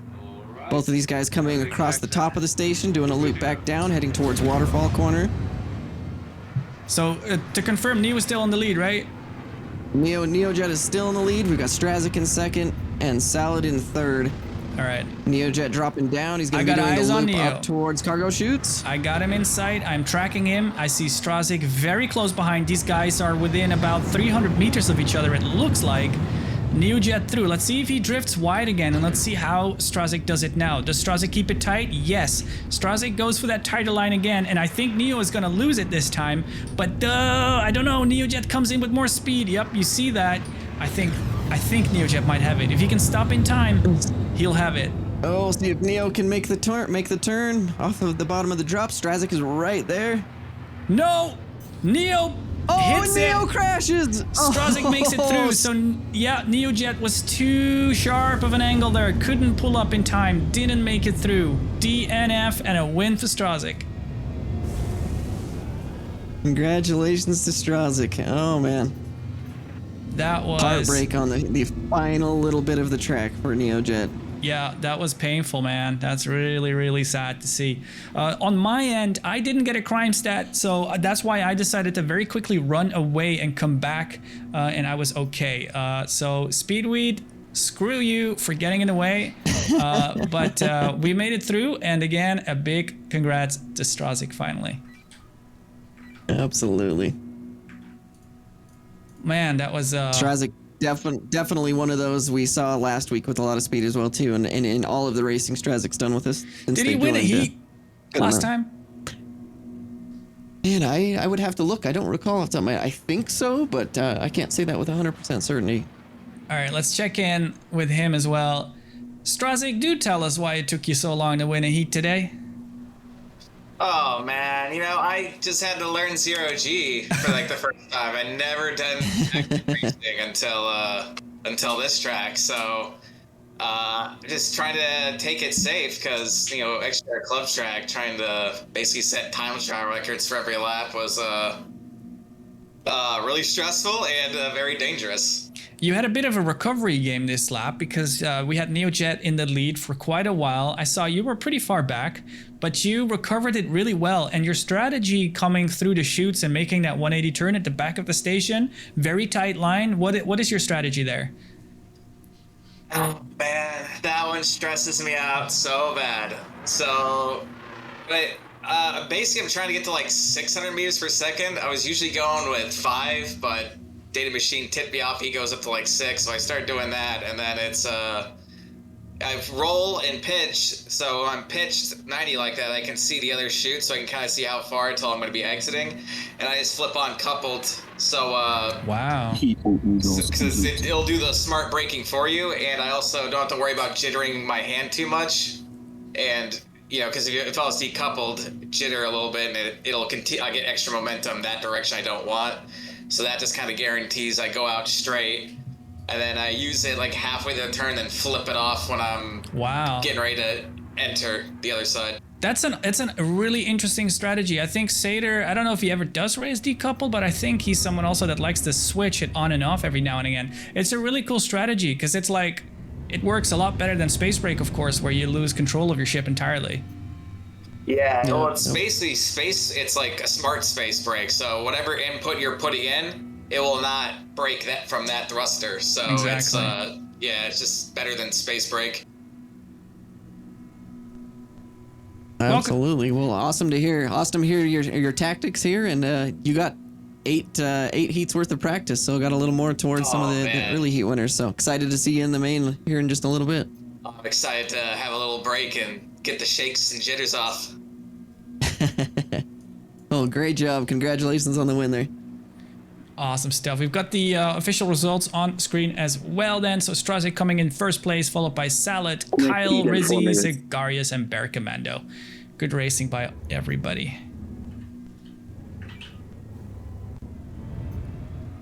It's really cool seeing the day-night cycle coming and going. Yeah, absolutely. Speaking of Bear there in 6, I'm surprised we haven't seen Bear up closer to the front. Bear, kind of known around the XGR space as having some really bad luck, but also having some pretty good speed and having put in really good results in the past. So I'm surprised we haven't seen a little more out of Bear at the front yet in any of these heats so far. You know, at this point, we got to ask ourselves, though, because his party marker is missing constantly, how much that means he is running stealth, but I don't know. Yeah, that's true. That's true. Very true.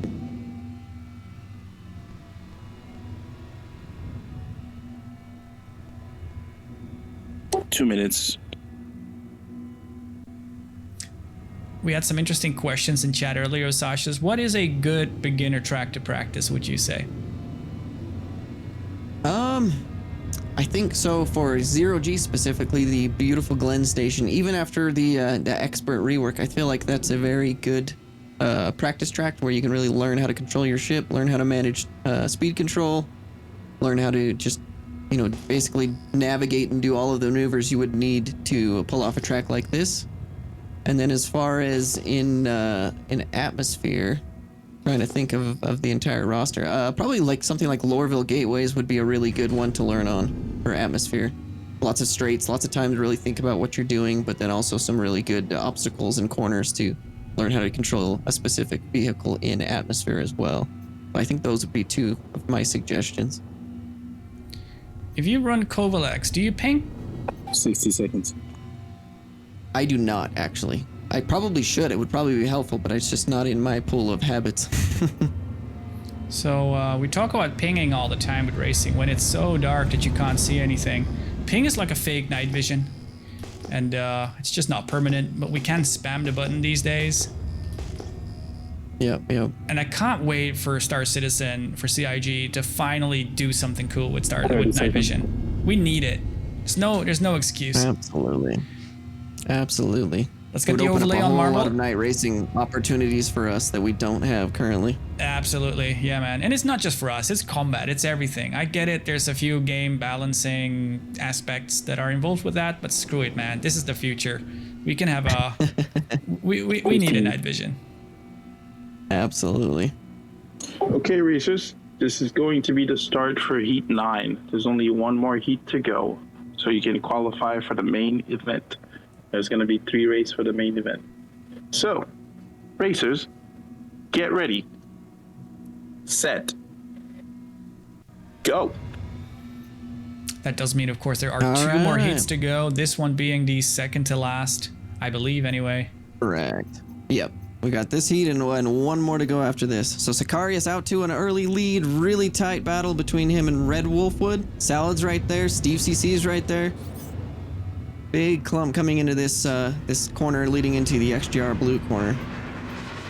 Yeah, looking absolutely beautiful. And yeah, we do see Sicario in the lead. Sicario had been having really fast starts for a few times now, but kept blowing up, huh? So it's good to see him finally making it through.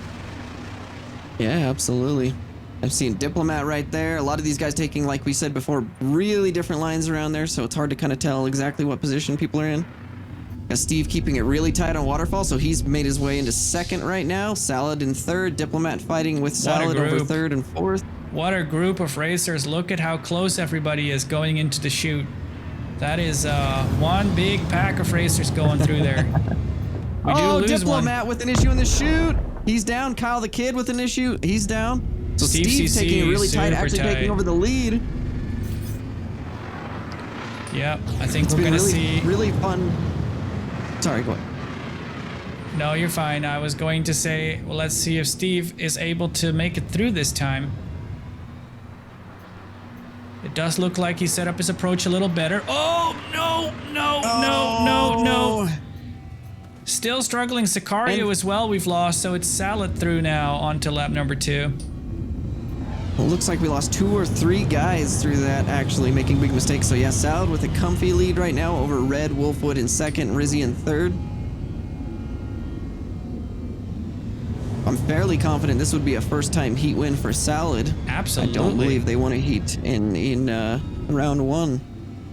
You do see with the very fast leaders finishing that the times are going down. The pace is going slower as we're kind of running out of top runners, right? It's interesting to see that change in pace. Absolutely.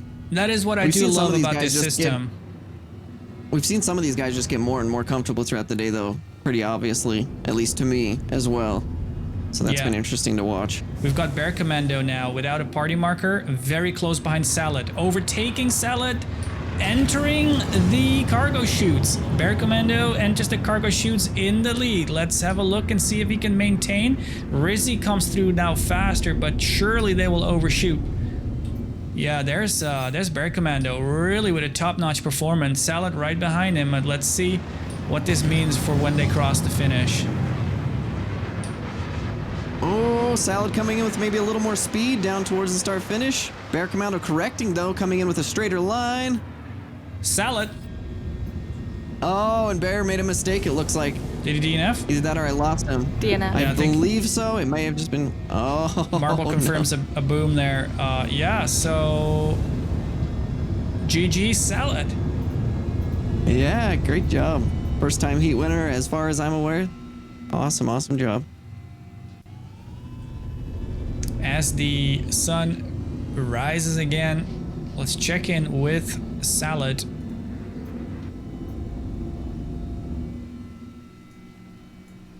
Good racing, Salad. Congratulations on winning heat number 9. Yeah, great job. Hey, thank you. Great performance. It's, if we're not mistaken, the first heat that you win. Is that correct? Yeah, this is the second time I do such race, so I'm really happy to win a hit. Awesome, man. That is so good. Congratulations. What would you say is the hardest part of this track? Definitely, I mean, the 0G is such a change. It's both good because you can break half your ship and continue going, but yeah, 0G is hard. Also, the start and finish line is an absolute killer. Yeah, seems to be catching a lot of guys out today. Yeah, sometimes you're like hoping that the guy in front of you is going to crash on the next turn, but... All right, awesome, awesome. Well, great job. Great job. Thank you. Good luck in the main events. You'll have a front row position locked out. Yeah, I hope I will manage to finish one. On the previous one, I did not even get to finish the main event. Take it easy, slow down, make sure that you race at about 80% pace if you want to make sure that you have that extra 20% left in case, yeah, shit hits the fan. All right. Good luck. Thank you. One more heat. Next heat, last heat, time is going to be 6 minutes from now. One more heat, and then we get to the big potatoes. We get to the main events, the 10-lap races. I am so excited to see who can concentrate the longest and the best. Absolutely. This last heat looks like it's probably going to be a little bit tricky too. We're getting a lot of shadows on the track, just the last bits of light available. So these guys are going to have a challenge for them, making sure that they can see where they're going on the track. This is going to be the first time really, I think, that advantage that we talked about with the P72 lights is going to come into play. Let's take a second then to prepare for the final heat. We'll be right back with you.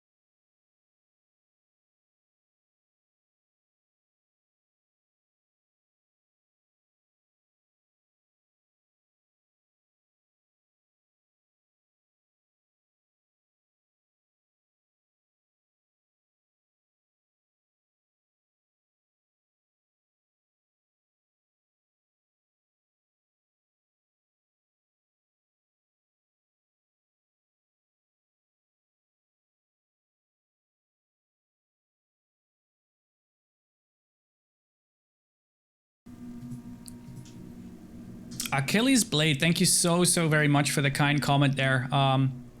That's what we strive for with this, right? We want this to be more than just a bit of casual racing. We want this to feel like official, and I feel like we're getting there. Star Citizen is obviously a platform that supports a lot, but not necessarily racing stuff specific. So it really requires a lot of organization, and therefore I really want to thank again Luigi for being our race director and really helping.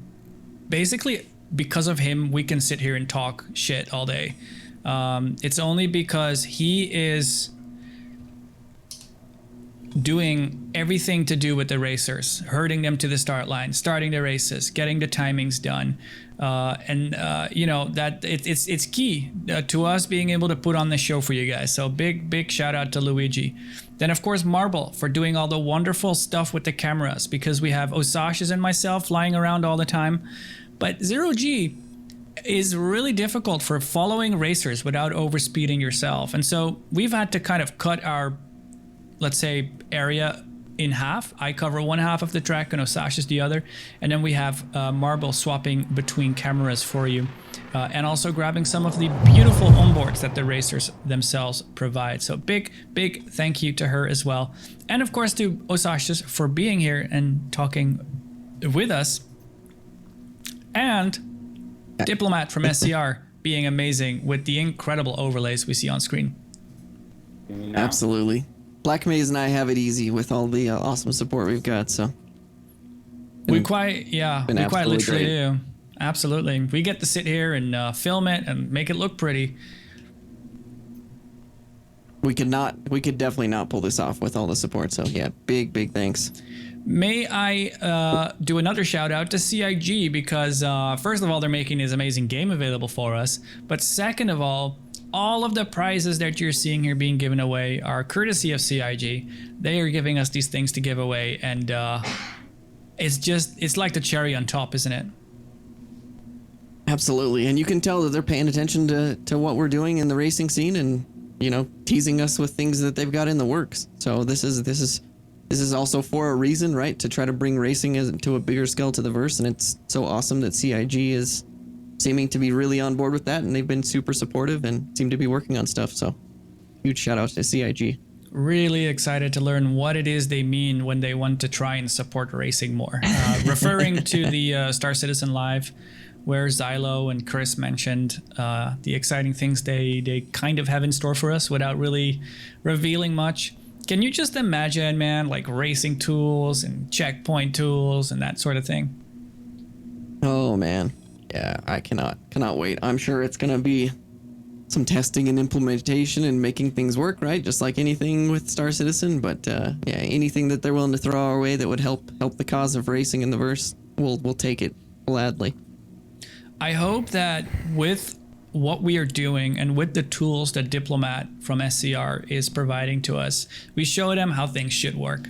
Because I think we've got it down pretty well now. We've got a really cool package going on, and I hope they take our ideas and practice as good ways to do it. Absolutely, yep. If nothing else, just some inspiration for how to take things. Can you imagine the day that there is a racetrack in-game with actual stuff making up the racetrack? Wouldn't that be something? Oh, it would be absolutely awesome. Absolutely awesome. We've got Stanton, one system out of how many we're getting in the future. We've got Pyro coming, of course, but for now we just have Stanton. You know what I'd want to do? I'd want to make sure that we have tracks spanning the entire playable universe. Sounds like a heck of an undertaking, but I think anybody that knows you and I know how much we love building tracks, so we're up for the challenge. At least I am. 60 seconds. But that's the cool thing though, right? It's not just us anymore, because we're forgetting a huge part here. The XGR community. There are so many people playing with us, contributing ideas and suggestions and designing tracks, and then, you know, it's like take Sharkbait's Rush Hour, take Steve's Euterpe, take Splens by Genie Blitz. There are so many tracks out there that we've had literally nothing to do with, and yeah, it's like absolutely, yeah. Everyone is kind of contributing in their own way, and I just absolutely love that. Yeah, for those that don't know, on the official XGR bracket of tracks, we have community-generated tracks. And also, even on the Stanton Cup, we have some community-created tracks specifically. So, yeah, huge shout-out to our awesome community. Jason is talking about camera drones. Yo, I'll rant about that in just a second. Let's go watch this 10th heat.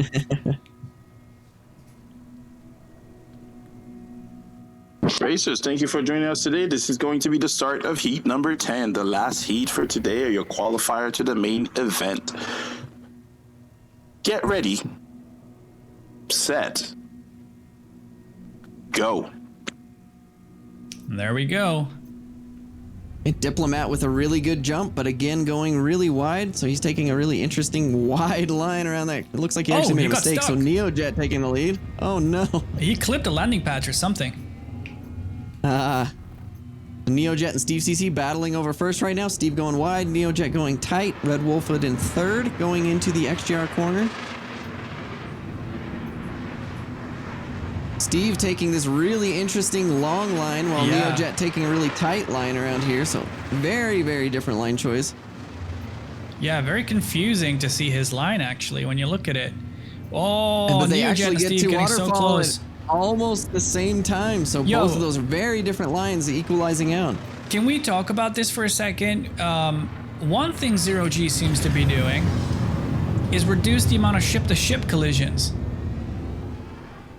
Yeah, absolutely. I think it's just so much goes into speed control that people take very different lines. Lots of people go wider, go tighter. So I think it just spreads out the racers around the obstacles more so. Steve hits the end of the wall in the chute there. Couldn't make it stick. Just slightly too wide, blowing up. I'm not sure if we caught it on camera there. Might have just been off screen, but he didn't make it through. So it's Neojet on his way to the start finish. And making it through too onto lap number 2. We've got Diplomat that actually recovered from that first incident. Oh, but he looks like he just made another mistake. So as I was speaking of him, got the caster's curse. So Neojet in the lead right now, going towards possibly the heat win in the last heat of the day, whereas last round Neojet was actually the winner of heat 1. Neojet really putting the strafe up to use. You can see he rolls. Look at the target markers, right? Look at him. He's banked, using the strafe up correctly to make sure you use all of that strafe up power. Absolutely. I did hear an explosion out there. It looks like Sicarius that was in second. We've lost him, so now it's Diplomat retaking second after 2 major mistakes during this race. Neojet coming down the with a waterfall. Still massive lead.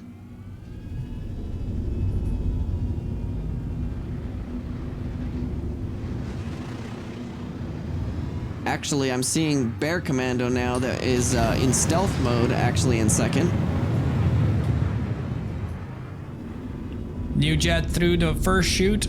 Let's watch him make the 180 turn. We've seen Neojet kind of drift pretty wide. I feel like he takes the same lines that I do, but I'm no longer convinced that they're the fastest. I feel like slowing down more and taking a tighter line, it might work.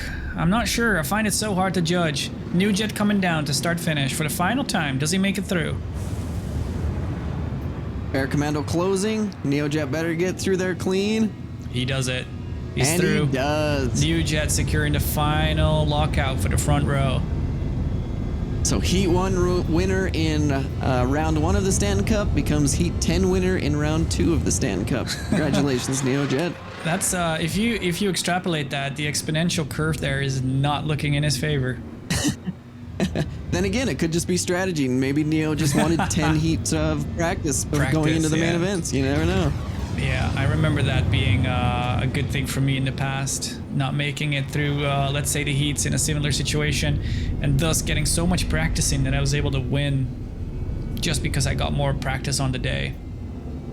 Yeah, I feel like if you've gotten a lot of practice in during the weeks leading up to a race, it's not as big of an advantage, but if maybe you had a real life stuff going on or you were just slacking a little bit and didn't get much practice, those extra heat races can really add up to a lot more comfortability going into the main events. Absolutely. So we've had now 10 really exciting heats. We have 10 heat winners. In a second, we'll take a look at the front rows as soon as all the heat 10 results are pushed in. And we'll see exactly where people are locked out, who gets a front row spot, who our heat winners are, and what this means for everybody else.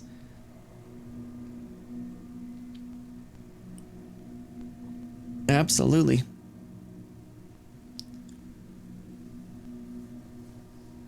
Heat 10 results trickling in here right now. Neojet with the win, Bear Commando with the second place.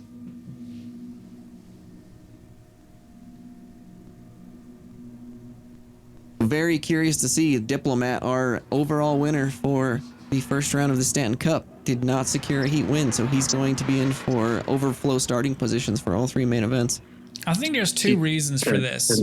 I think Diplomat really did well with his pace in the first round, and I think he did a really smart strategy in making sure that he just survived while everybody else was out there pushing so hard that, or getting tangled up with other racers that they couldn't finish, and really stealthing his way to the win. Diplomat though is slower. We're seeing that. So in this race, I'm curious. especially a 0G race, it's harder to stick to the top.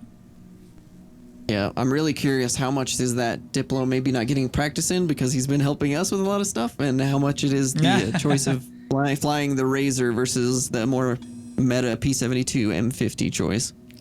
Let's check in with NeoJet. Good job, Rizzo. NeoJet, I'm so happy to see another M50 take a top spot. Yeah, I'm going to try your prediction.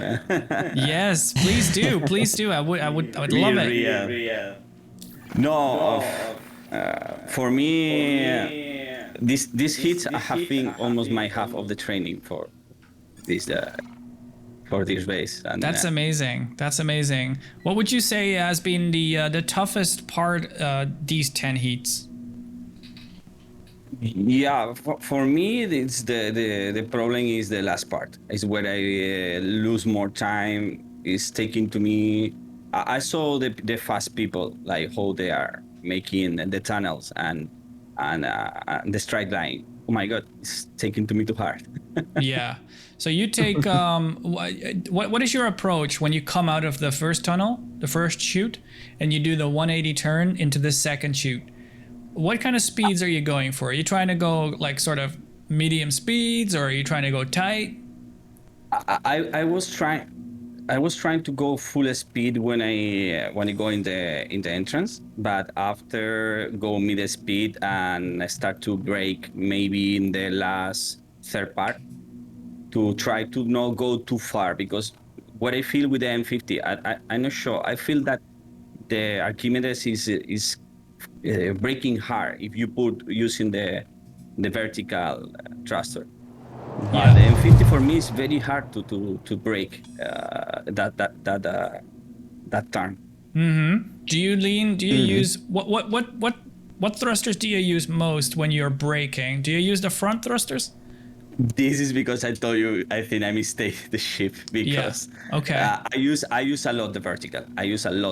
I have it in the pedals and I use it a lot to fix my vector. Yeah, I understand. I could see that when you were going through the gates, you really rolled the ship and used the strafe up and strafe down. Well, primarily the strafe up, of course. That's interesting.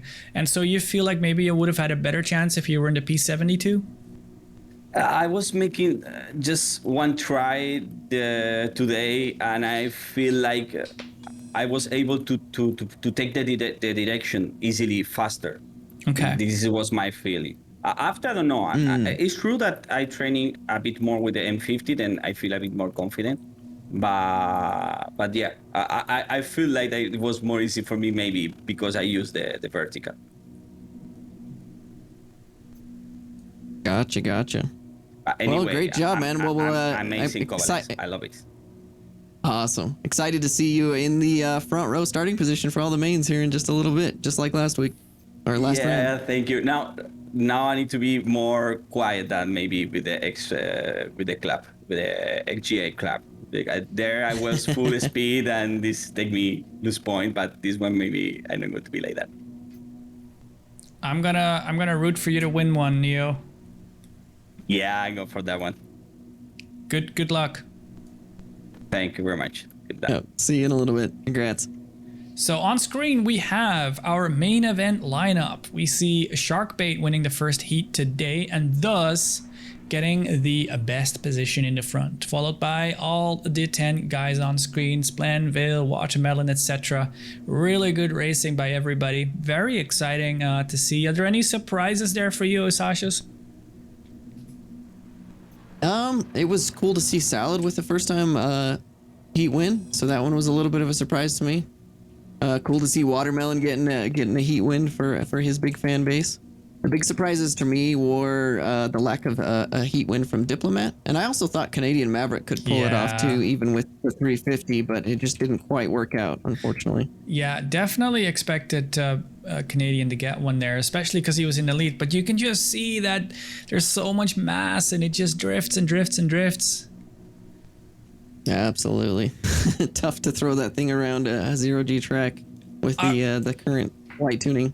All right, so what is next? We have a whole bunch of exciting races still in store. We're now going to go into the main event of the day. There's going to be 3 races. They're all 10 laps, and the best of the 3 wins the day.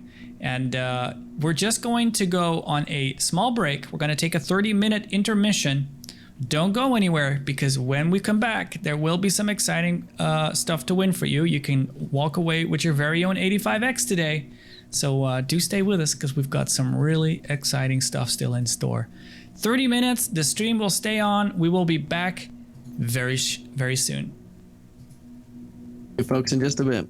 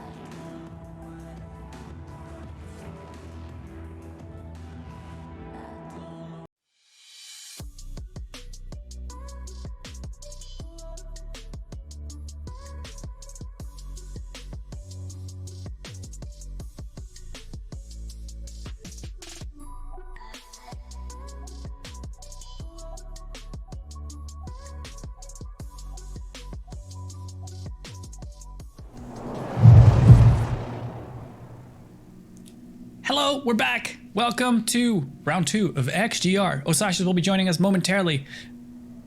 We're going to be looking at something really exciting in just a minute. The 3 main events for this round 2 of this Stanton Cup. We're here at Kovalex. If you're only just joining us, we had 10 heats and they were very exciting. This was their first time running a race at this 0G track, and it's turning out to be absolutely spectacular. We'll take a look in just a second at the main event lineup and see exactly who qualified for a front row lockout for the main events.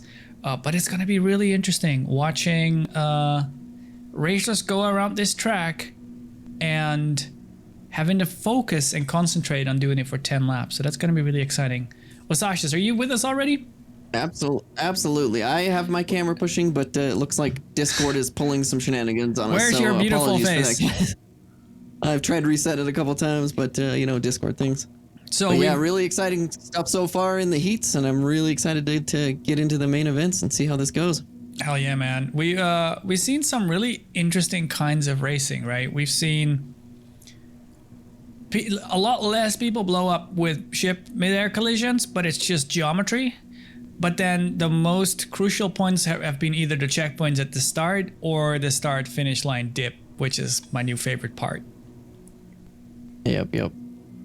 Absolutely. I think we'll see a little less start-finish probably because obviously it's going to be 10 laps before it's just a dive bomb to the finish. Mm-hmm. But we might see some exciting stuff if there's any late race battles for that final position. If people are going to be willing to send it and DNF out or... Yeah, for sure. Go for it. So. Man, it's been amazing. I remember a little while ago, some folk were saying, Black Maze, I bet you'd like camera drones. And oh my God, we need something here because I'm going to be doing this for a while. I'm just going to, at the chance that CIG folk are looking at this as well, I want them to be aware. So look at this camera that we've been giving you guys, right? We got party markers, got all that exciting stuff going on. We've got a pretty zoomed in view, but there's no HUD, there's nothing. Well, oh yeah, okay, yeah, okay, sorry, I need to swap this over. Thank you, Marble, for the reminder. So here you go. Take a look at this, right? My track IR is broken. We're doing the party for party markers. Be advised. Roger that. All right, so check this out. My camera is between my knees. I'm using a Trek IR hack to kind of duck away from the HUD. So I've ducked all the way down and all the way forward and then zoomed in the view using dynamic zoom to give you a clean view. And that's what we do to give you the sort of clear view. We also turn off G-induced camera motion. We turn off audio shake to make sure that you have a really fixed static view. And it's a really hacky way of doing it. And that's okay. Again, we're used to it with... Let's accept this party invite if it'll let us, which it doesn't. There we go. Yeah, we're used to it. Star Citizen Alpha. We play with the tools and toys we've been given, but let this be an interesting thing for CIG to think about. We would very much like a Caracon site, and I want to get into that drone operator seat. I want to launch a drone, and I want to have a beautiful camera there with 6 DOF thruster control that is equal in every direction, so I can get super sexy shots, and most of all, no G-loading. Because sometimes I'm filming and I'm just redding out or blacking out, and I have to kind of adjust, and it's all very limited. And either very little interface on that camera or the ability to disable it entirely so we can just get party markers, and that's it. We don't want a bunch of obstructed view with a bunch of UI, for sure. Absolutely. And ideally, a drone can go faster than a racing ship because then it's easier for us to keep up with it. And may I just mention the potential there, because look at real life, FPV drone racing, very exciting. I would fucking love flying drones around stuff. Oh, absolutely. Just for the fun factor, but let alone the usefulness. And I mean, it makes sense if it has really powerful little thrusters on it. It's a very tiny mass. I mean, it should be able to whip that thing around wherever. So exactly. Hopefully we get something like that. I imagine in atmosphere as well that it has very little atmospheric drag, so you can kind of like strafe as much as you want, yaw as much as you want, and not be limited in terms of how you approach your tracking shots, because often enough, like I can show you that right now on screen. Right now I'm strafing to the right and I'm yawing to the left to keep a tracking shot. You could not do this in atmosphere, right? Because the aerodynamics are going to play in your ship. And even here in 0G, I'm limited by thruster power laterally, and it's very limiting. And yeah, the more we can get there, the better. So can't wait for that. Yeah. One important thing to mention is we're using the Reliant variants because of the really open cockpit, right? The ability to get that stuff out of the way. So on top of, on top of everything else, we're also using the Reliant, which is not the most, nimble thing out there compared to if we could do something similar with the camera things in, a racier, more nimble ship. That's a very good point. Yep, that's right. This is the only Party's ship also with at such a 60 bubble. seconds to start. Exciting. 60 seconds, I hear. I'm going to get in position real quick. Osashi's, I think you already are. Marble, we can go ahead to swap to Osashi's camera. Let's get the overlay on screen and get ready for some really exciting racing. And for the audience, stay tuned as well. We still have that 85X that we'll be giving away. We'll be doing that between main event 2 and 3, so stay tuned. Yeah, just looking at the front row starting positions right now. We'll see these guys, how they get a jump off the gate and what they do with the front row starting position that they earned in the heats.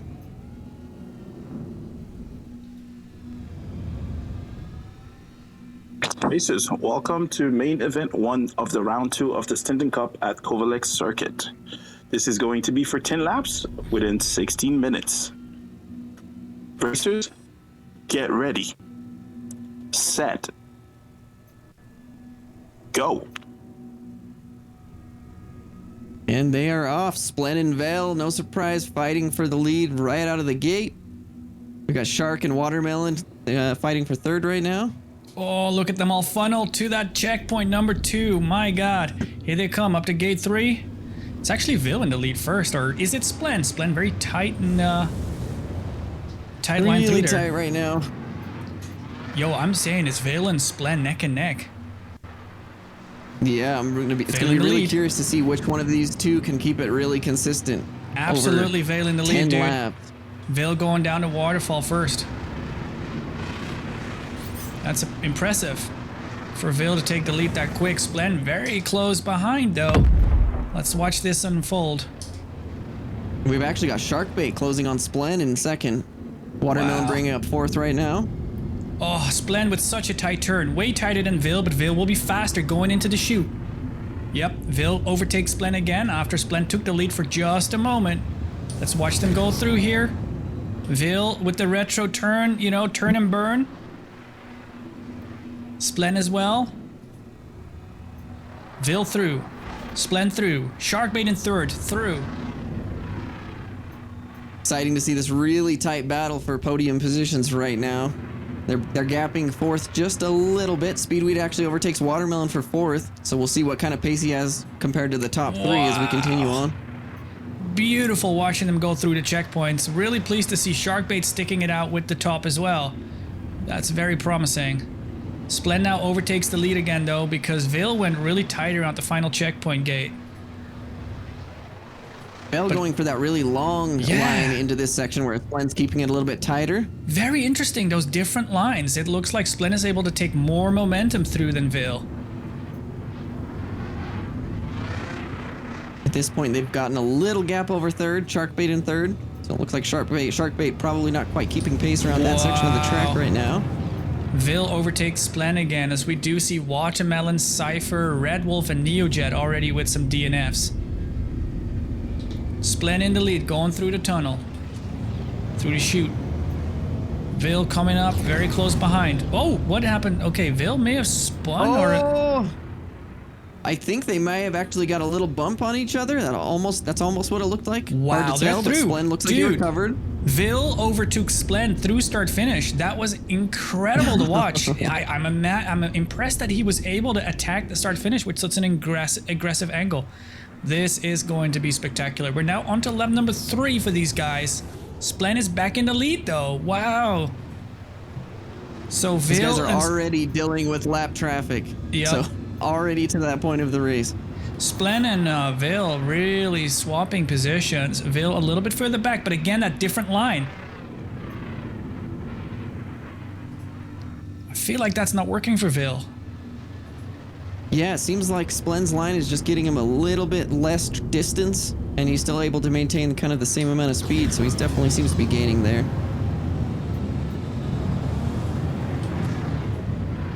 Stated it before, can't state it enough. I'm not surprised to see Splen out here in the lead. This dude is known as a master of zero-G, so definitely not surprised to see him out leading early in main event 1. Absolutely. Vil now entering the chute as Splen is preparing to exit the chute. So the gap is building.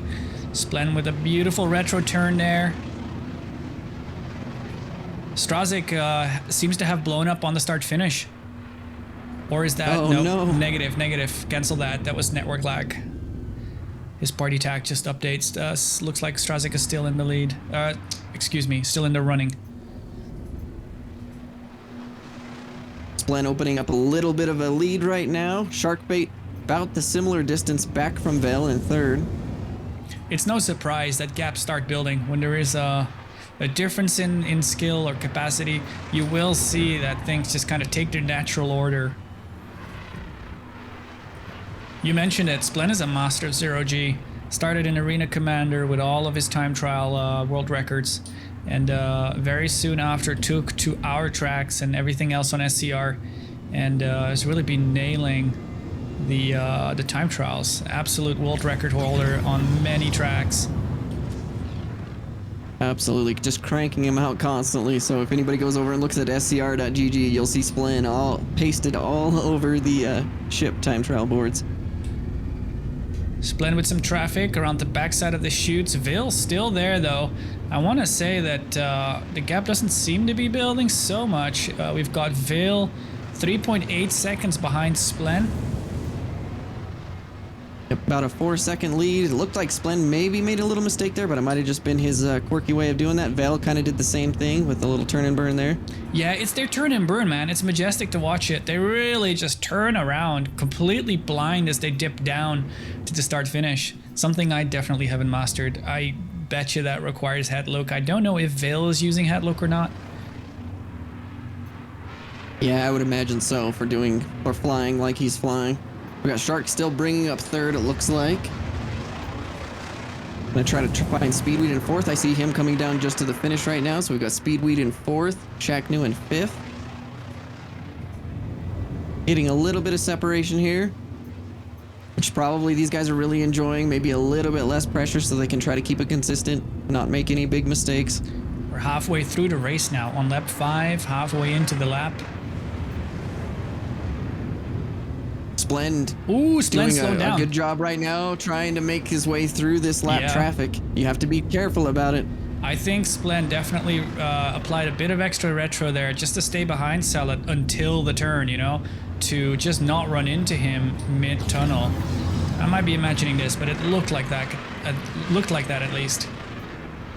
Yeah, very, very good idea. No point in, you know, trying to make up an extra half a second and then throwing it away, crashing into a lapped racer. That's right. Waiting now for the person in second place. It looks to still be Vil, but I fear for Vil that the gap is slightly building. Yeah, it looks like Vil now 7.8 seconds. It's like at this point, Splen is just in a groove, setting down what probably feel like time trial laps to him. Maybe back just a little bit, but a really consistent fast pace.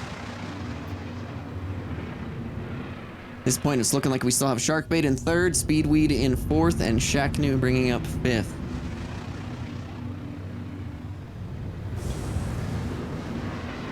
Very interesting as well on your screen, of course, on the overlay. You can see that Vil is currently the fastest lap holder still. Does look like that. So that's really interesting.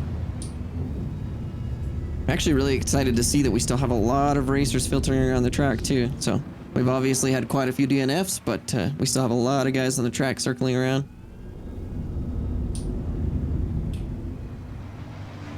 And we mentioned it before, hopefully these guys learn from round 1 of the Stanton Cup.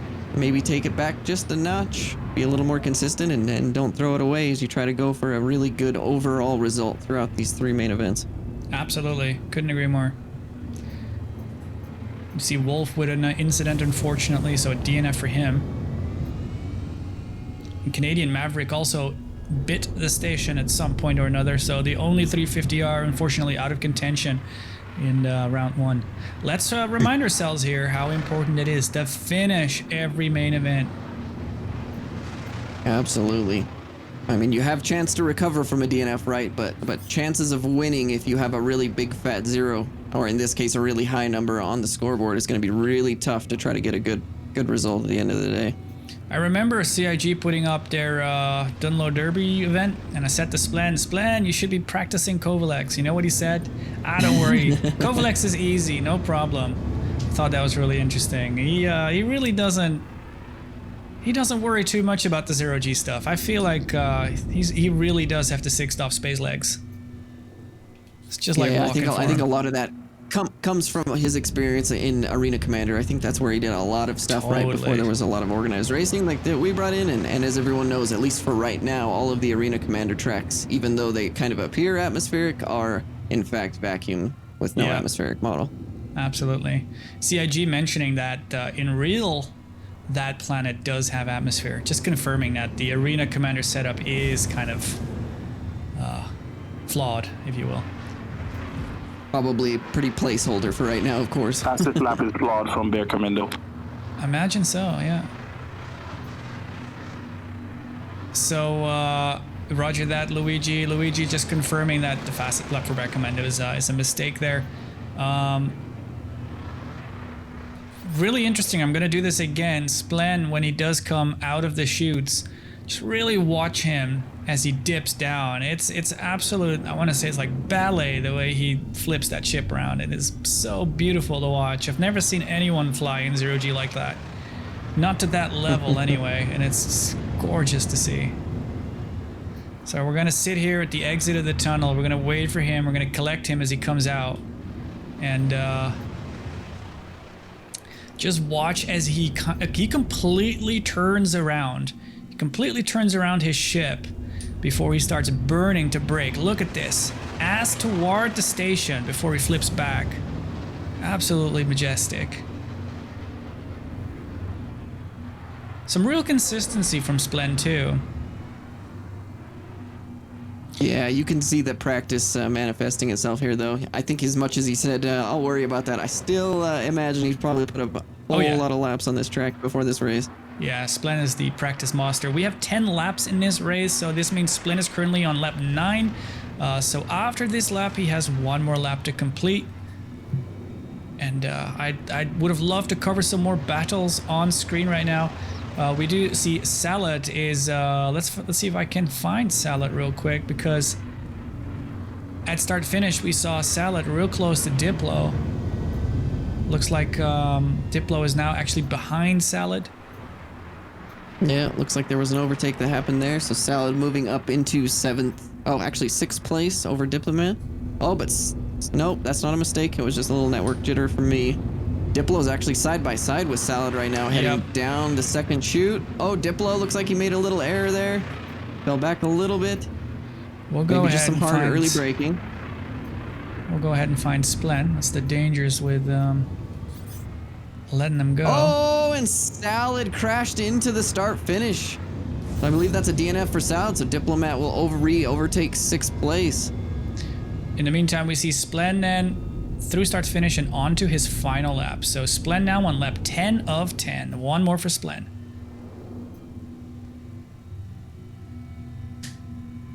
Splen's got an absolute wad of lap racers just in front of him, so he's going to have to be pretty cautious and careful making his way around these about 3 or 4 guys. I'm assuming at this point, with the support that we know he always has, he's probably got a pretty good sense of how much of a lead he's got over Bell in second, so probably knowing that he can take it a little bit careful. Don't do let's anything not silly. forget his support crew. There's always so many people helping him out. I wouldn't be surprised if someone is calling out what's happening for him. Lap count and that sort of stuff. I would almost guarantee it at this point, for sure.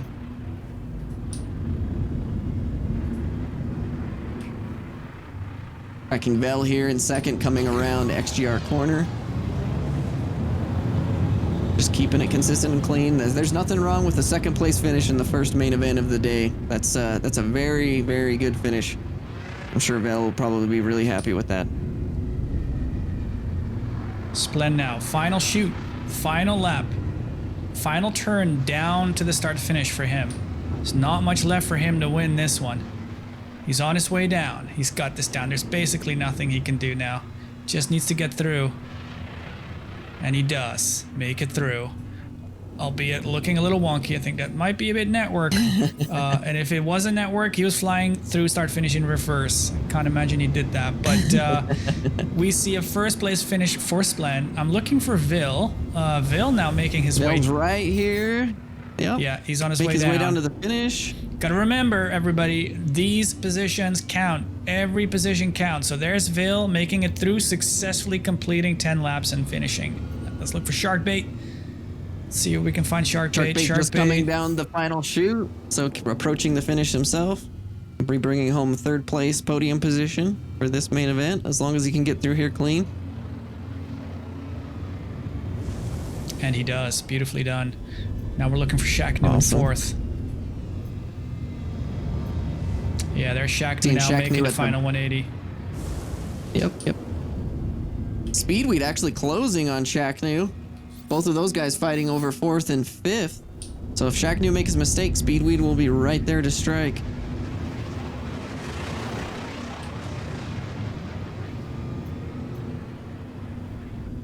And Shacknew makes it through. You know, it's really cool to see how everybody seems to have it down now.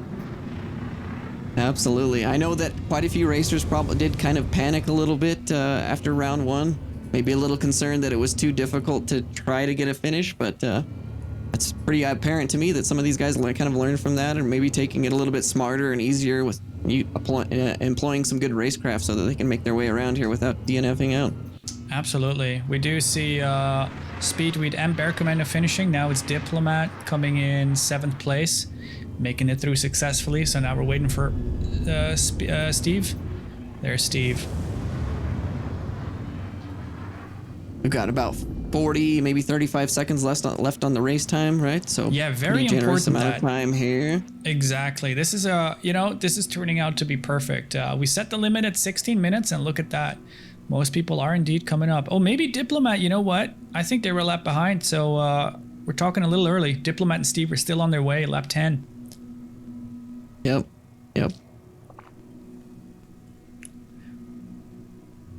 P-72 indeed is Kruger. Both the P-72 and P-52 are Kruger ships. And an interesting point made by one of the racers earlier, forgive me for not remembering, as we see Kyle now also entering his final lap. Main event ends. Winner Splen. Very well done, everybody. Just gonna very quickly check out where everybody is on the track.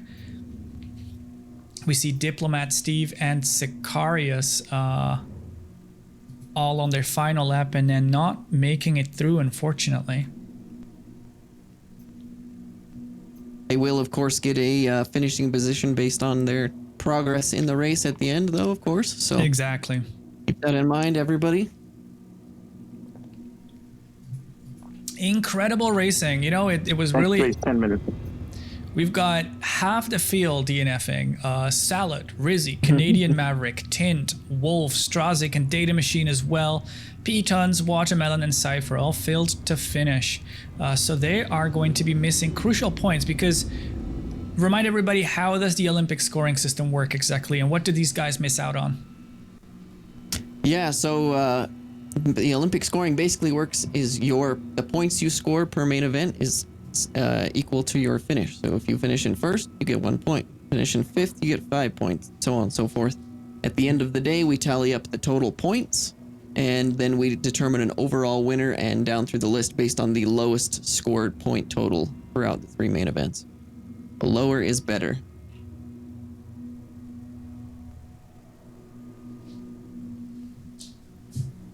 We've got 10 minutes until the next main event. We'll keep the racers in their focus zone. I think it's wise not to do any interviews between these.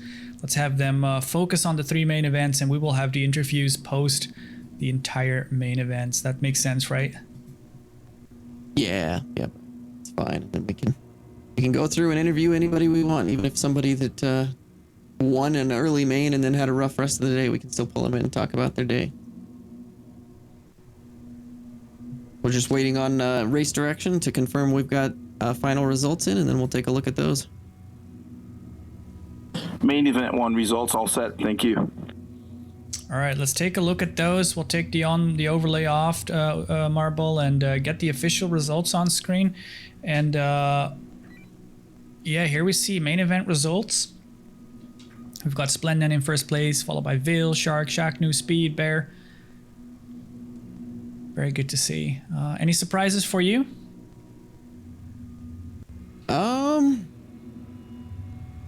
I don't think so. A lot of the guys that I thought would be up there close to the front definitely were. At some point in this cup, you and I will have to pick a favorite, right? I don't know if that's our job or not. Are you saying are we gonna remain neutral all this time? Hey, I think that's probably our job. Give equal support to everybody. the thing is, we don't even control this cup anymore, right? Because it's not really in our hands. So, I mean, I'll tell you, I have a favorite. I'll keep him to myself for now. Oh, there you go. So there is a request for an interview with Splend. Here's the thing: I don't want to take anybody out of their element. We've got 2 more races to go, and I want to give every racer their own headspace. This is like doing a Formula 1 racer's interview during a pit stop. Let's not. We'll give them their headspace, and we'll talk to everybody post main events 1, 2, and 3. In the meantime, we're looking at Luigi, our very own race director, sitting in another ship with a really pretty bubble canopy, the Prospector. He's lined up at the start finish, so you can very well see. He can very well see everybody coming across the finish line. It's got a very nice little office there.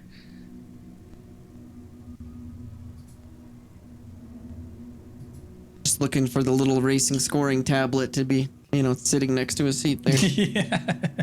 I don't know who's moving. Either he is moving or I'm moving, but the race director is trying to shake some. Very good. In the meantime, we have, of course, all the racers lining back up. We've got those that DNF'd, respawning, reclaiming, and getting back on the line. And as soon as that is ready, we'll get main event 2 underway. And then one of you is going to be very lucky and have their very own Porsche, 85X, to fly home in. Well, an 85X, is it like a Porsche or like a Bugatti? What is it closest to, would you say? You're not really a car guy. I don't know if that's a good question for you. Yeah, probably not. Maybe a little bit like a 3 minutes. That's a question for the audience then. What does an 85X compare to in our modern day car world? A BMW, really, Achilles? Yeah, it kind of is. It's got that kind of curvy look to it and everything too, I wanted to say like a Ferrari or something, but it just doesn't look like that. No, that's why I said Bugatti, because Bugatti is very curvy. Yeah, but it's more like, it's not that fancy. It's more like a midlife crisis sports car, And that's why I say Porsche.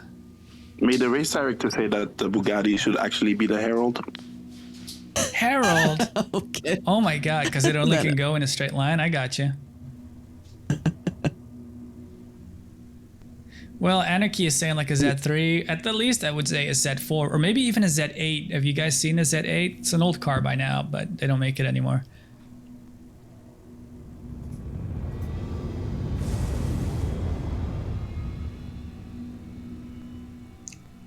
Great to see all these car lovers in there. Not a car guy. I'm a 2-wheel guy, so pardon me for having bad ideas about what to compare this to.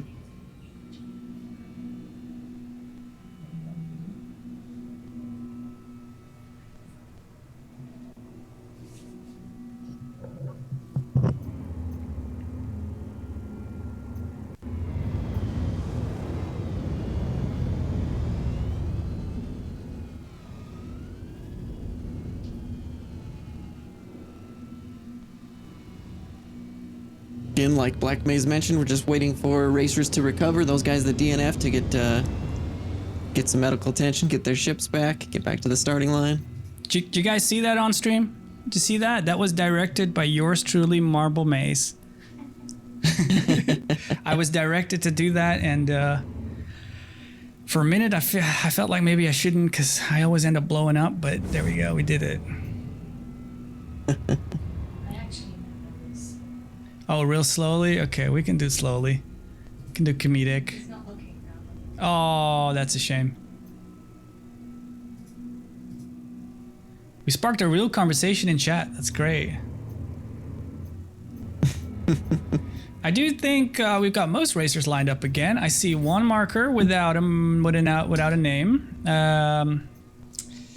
See if I can find out who that is. It looks to be Vil Grumby. So race director for you, Vil Grumby, is missing a tag. I would suggest a reform if that is not fixable. 1 second. Jason says, well, I mean, Marble, you can read chat. You don't need me to tell you. Hello. So in chat, who is your favorite racer? We know Jason's answer. Roger that, Luigi. What is your favorite racer, y'all? Expecting a whole bunch of watermelons in chat. I see Vil Grumby says Master. Splen is Speed. Anarchy says Bear Commando. Gankin says Data Machine. Wait, I thought Gankin was Diplomat. Origin. I'm not seeing enough watermelons. Aikita says Speedweed. Hell yeah. And yeah, Marble, not enough watermelons. You're totally right. Where are all the melon fans? They're ghosting us. Yeah.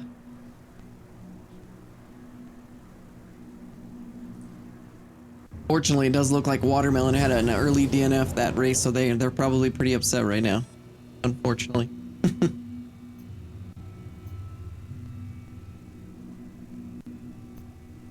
There we go. We have one melon fan. 2. Well, Jason doesn't count.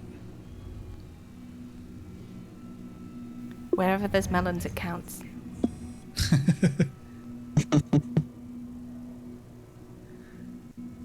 I salute you, racers. I don't know how you make it work in 0G. With the weakest thrusters in 0G between all of these ships.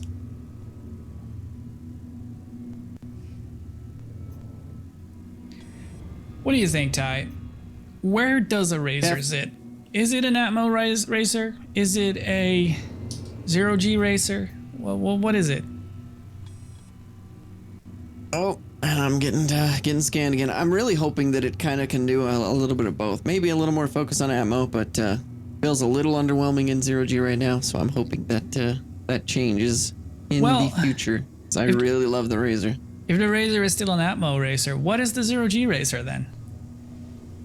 Because it's the only one without real airplane wings. If I got everything my way, there would be about half a dozen at least of both of them that had different qualities, but could all kind of equal out in the wash. Right. That's what would be amazing. But what ship looks like it's a 0G racer? The Krugers really look like 0G racers to me. Kinda. They got wings. They look like both, I guess, but I know, but you can have wings in space. It's spacey, you know? It's sci-fi. I don't know. I mean, you know. It's an interesting thought. Okay, let me ask you. X-Wing or TIE Fighter? Looks-wise. Looks-wise, probably TIE Fighter, yeah. Oh yeah? So no wings? It's got wings, they're just kind of the wrong direction. They're not wings. Oh, Ty, before we just continue goofing off, let's talk a little bit about the split here. We had a look earlier at the front row lockout. We've got racers split up between two groups. How does this work exactly? Don't think we mentioned this. The split.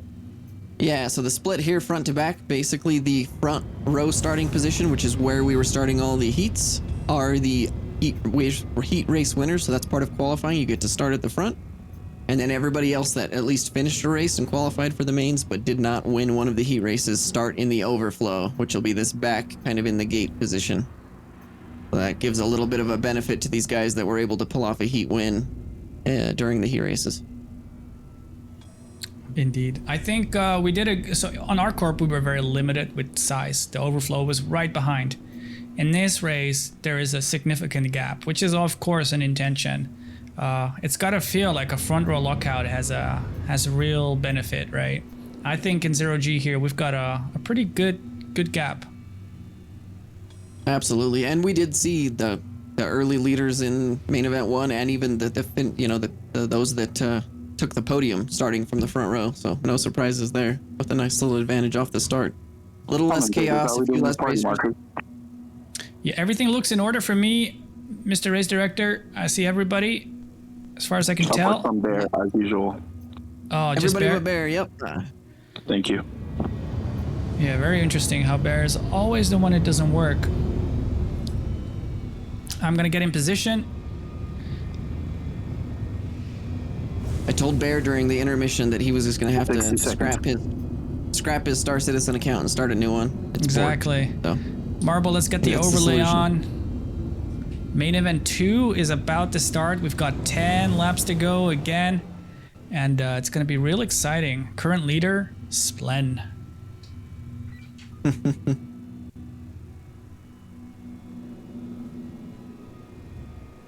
Racers, be advised.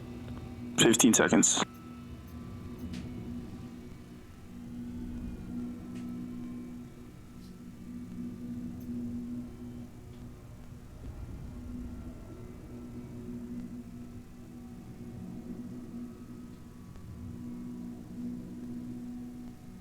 All right, there you go.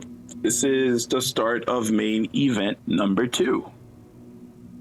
Racers, get ready, set, go.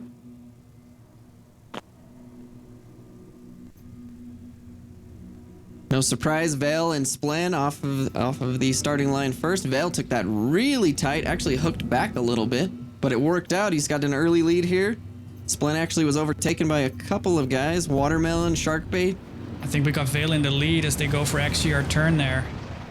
Sharkbait is in second this time, and Splen catching up a little bit. Vale with that different line, and actually Splen this time following Vale's line. Do you remember in last race? Splen with a different line from Vale. They're using the same line right now.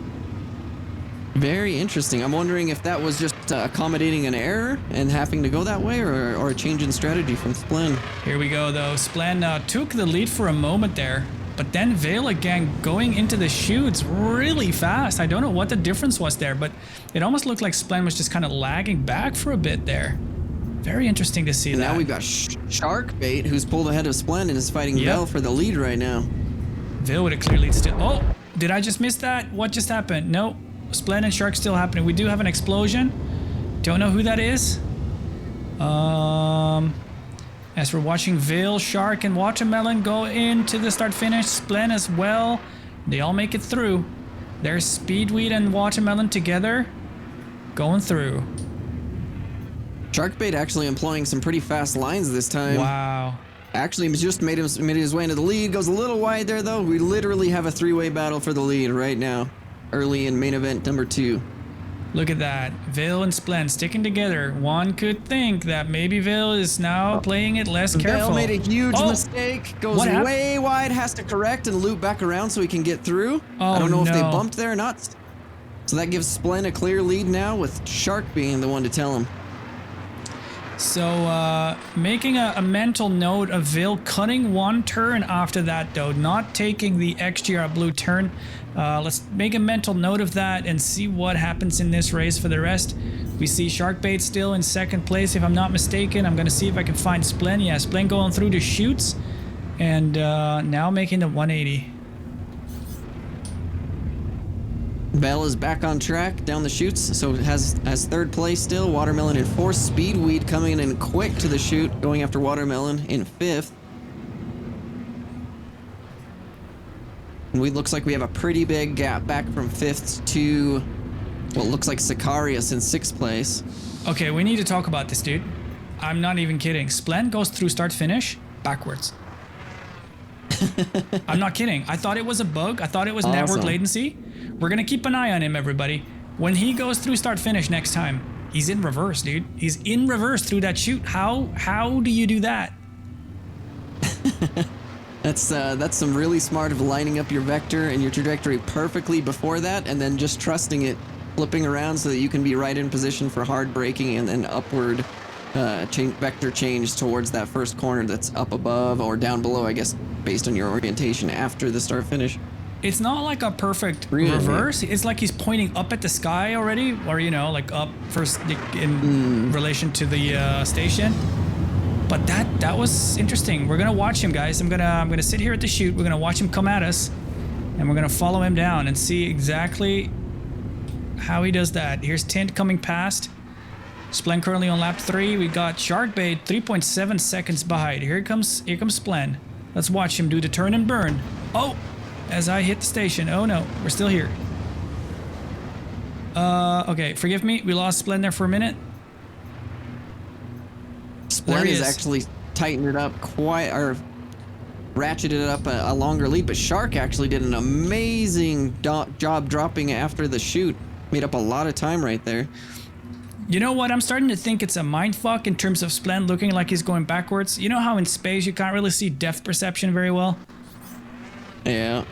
Even looking at the target marker, I think I'm just completely wrong here, and he's not backwards at all.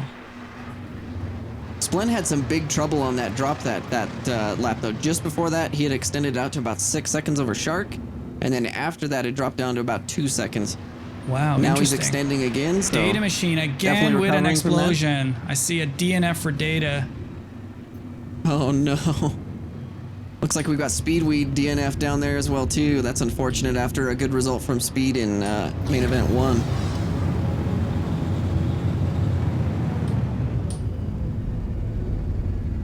All right, we're gonna try this again. We're sticking with Splen best we can. Hopefully without the station love tap this time. Very happy that we managed to stay alive through that one. Ooh, Vel coming in hot in the chutes on Sharkbait. Vel actually passes, but Sharkbait's a lot tighter. This is the battle for second place.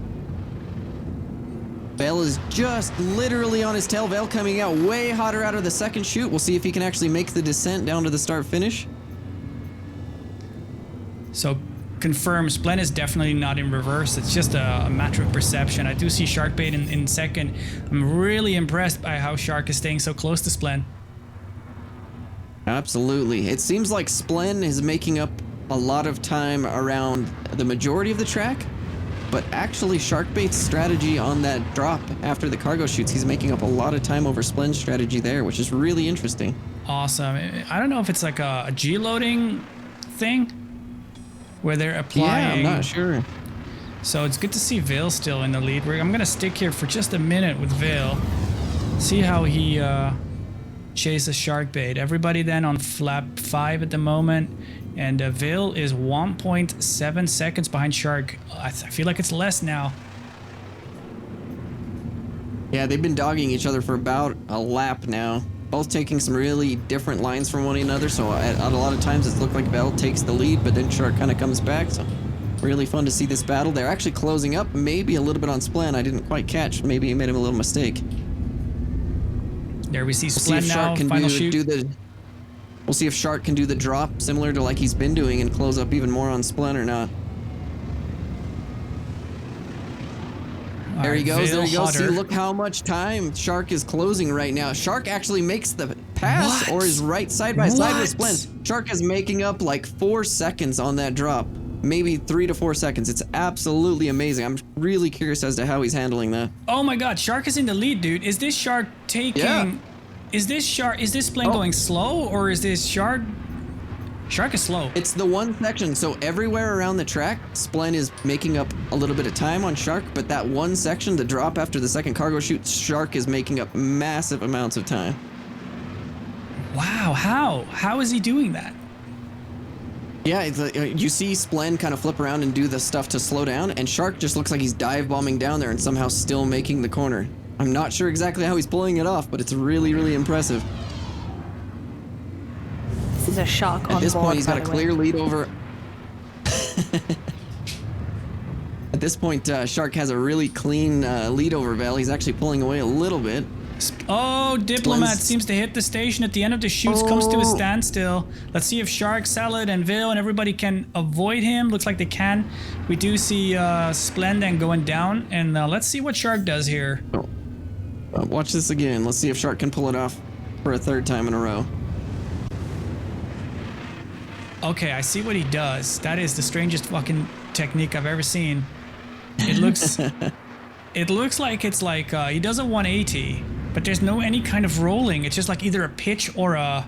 Yeah, he's pitching up or down to completely flip and then flips straight back. Interesting. So it looks like Splen did navigate that a little better that time, so Shark wasn't able to make up the chunks of seconds like he was doing previously.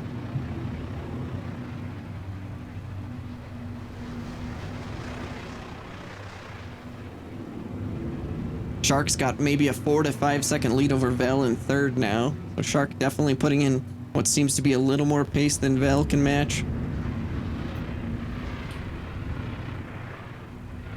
See another explosion at the bottom of the station as we do watch Splen going into the chutes now.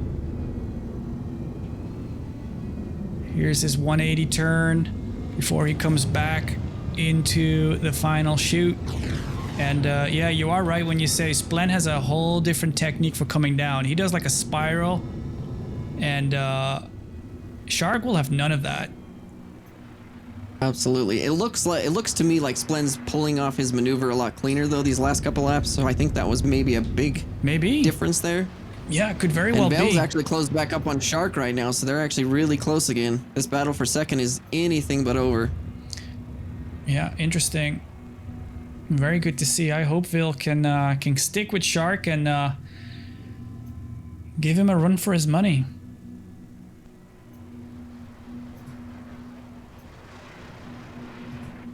Would not be surprised if Splen's entourage had informed him like, hey man, you need to clean up that drop a little bit because you're losing a bunch of time, and he might have really focused on that section. Vil right on Shark right here. Yeah, he's right behind him now. Let's see how they take the line. I think this line over the station is where there are a lot of differences.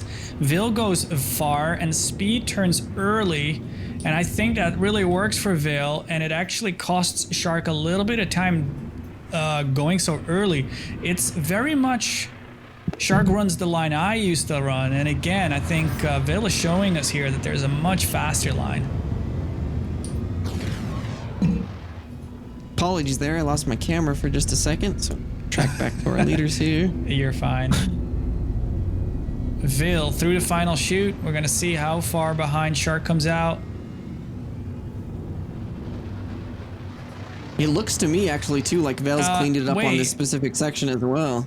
We missed it. Vil's in the lead now over Shark. Shark was of course running in second, and now Vil is with Shark with a significant gap behind him actually. I think that happened at the end of the chutes there. I missed it, but I think it happened during the overtake in the 180 turn. Yeah, I don't think it was necessarily maybe less of a case of Shark having a really superior method of going down that drop, but maybe just Vel and Splen having some issues with that drop, and Shark keeping it clean. Because at this point it seems to kind of equalized at that section rather than being a big advantage for Shark like before.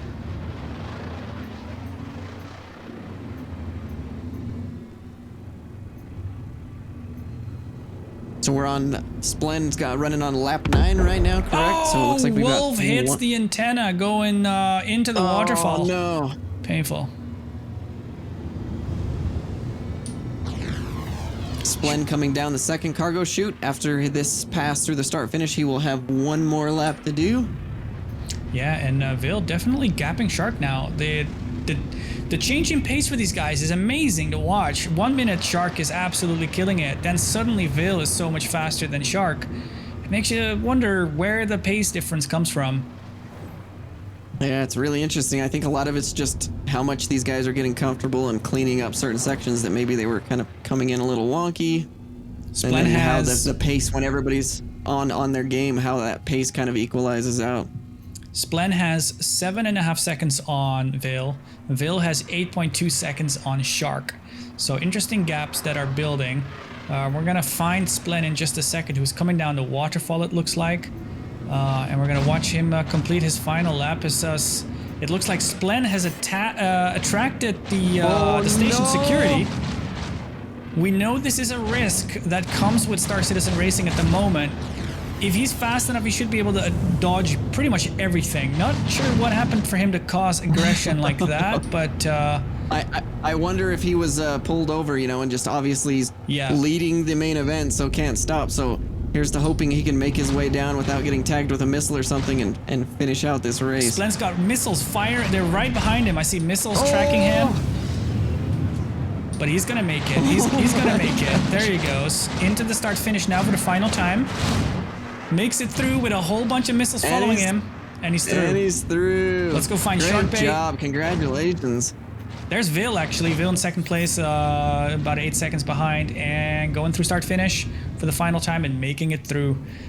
Really interesting dynamics there between Shark and Vil. There's Shark Bait making it through as well. Wow. So Splen in first, Vil in second, Shark in third, and our Russian friend in fourth place right now. Let's have a look and see him. Watch him come through the chute.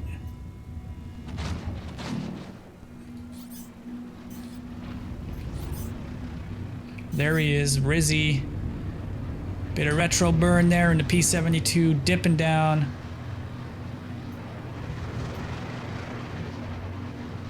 Looks like Rizzy has one more lap to complete here. Rizzy showing on lap 9.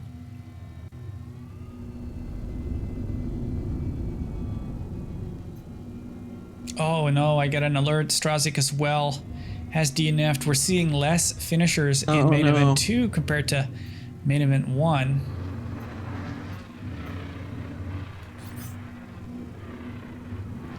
We've got Strazik, Watermelon, Wolf, Steve, Sicario, Neojet, Data Machine, all the known guys. Speedweed, Cyber, Bear Commando, Red, Shaknu, all failing to finish. And for some of these, that is the second race they're failing to finish. This is going to cost them hugely. Looks like once again we've got Diplomat in around the 4th to 5th spot, kind of like he did in round 1. Just consistent finishes, not quite on the pace of the leaders, but I'll only say one being thing, smart right? about his racing. We've heard words from some racers saying, yeah, but you know, if you take it careful, you could win. Just fucking look at Splen, fucking rocking it, beasting it, showing how it's done, and running away with a lot of points here so far. Absolutely. And I mean Vel as well. What's that? Vel was second in the first one as well too, right? So Vel's sitting on a 2-2. Very consistent finishes with, you know, a score of 4 right now. So Splen makes it through. Some more laps to go. We're sitting on. We've got 8 seconds left on the clock actually, so it looks like we're gonna freeze the race in just a minute and tally up. Main event ended, Splen. Beautiful racing by everybody. Awesome. Remind us again then, Osashas, how does it work? For example, for a Rizzy and a Diplomat, both not completing the 10th lap, but they're on the 10th lap together, and Salad and Tinder on the 9th lap together. What does that mean for the final scoring exactly? correct. So at this point, since they did not finish in the allotted time, we basically freeze the scoreboard as it is right now, and that is their finish. But who is better than the other, or do they share the position? How does that work? Whoever, so with the limitations that we have right now, right, we're having to manually track scorings across the start finish. It would be based on whoever crossed the finish line the previous lap, right, first. Whoever got that last timestamp ahead of the other one, that would be their finishing position. So here's something I'll tell you I want the onboard from. Jason informed us in chat that Splen dodged missiles until he was ready and then ejected and spacewalked to the station. Didn't even die. Nice. What a pro. I want to see that replay. Splen, if you're listening, at some point we need to see that. And that's a message or a request for everybody. We did a highlights video for round 1. And I want to keep doing these. We did the best onboards video as well. If you want to look at those, by the way, you can see the highlights for round 1 on the Black Maze YouTube channel. You can find also the best onboards. So go and watch those if you like those. And for the racers, another request to keep sharing your onboard videos, because we'll compile these and make them into something exciting. Commentators be Absolutely. advised, Splan got a crime stat, which possibly is gonna kill himself, and head to Grim Hex, pay the crime stat, and see if he can make it back for the last race. Roger that. If it's a crime stat 1, he can just pay it off here. So just verify with him.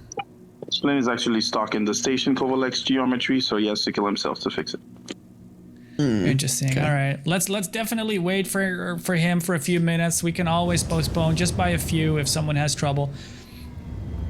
We've got the sun right overhead. We got plenty of time. We got at least 10 minutes normally, and if we need to extend just a bit, we always can. That was exciting. We definitely see the P72 winning this round, huh? Yep. I thought we were gonna get a split, and we still have one more chance, but Splen's being so strong here that it might make me eat my words. So on screen already we can see the main event 2 results. Splen in first place, followed by Vale and then Sharkbait. I look very forward to hearing their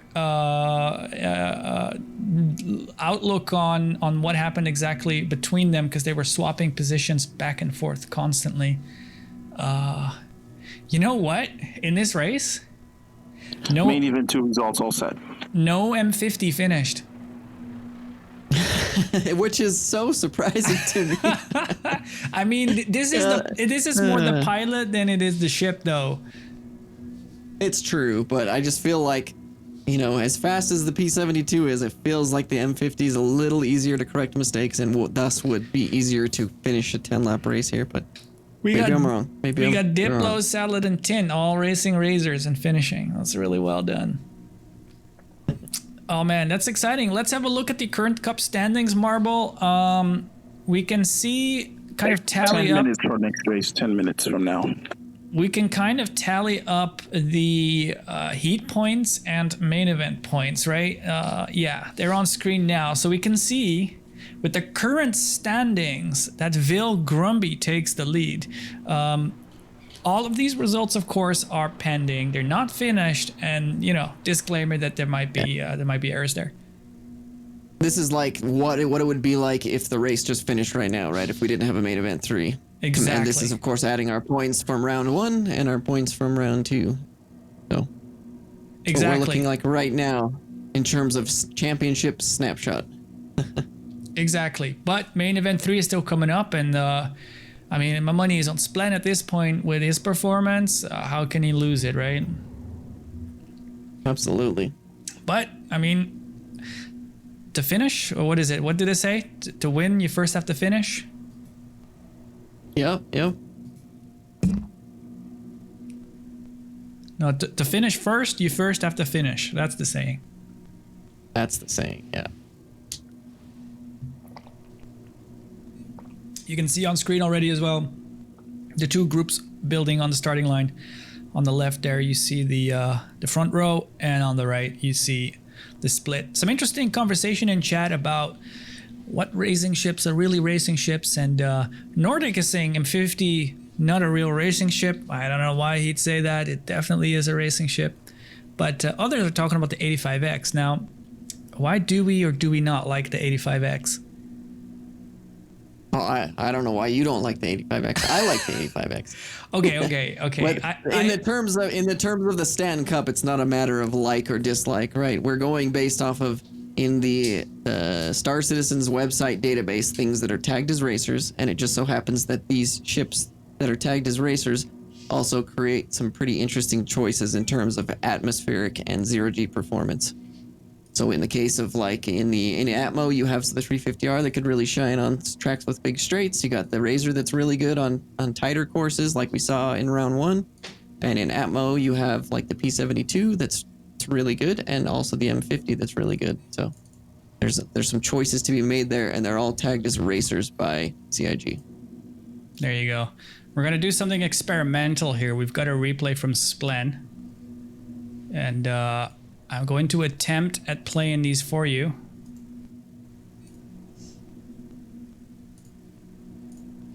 So bear with me here.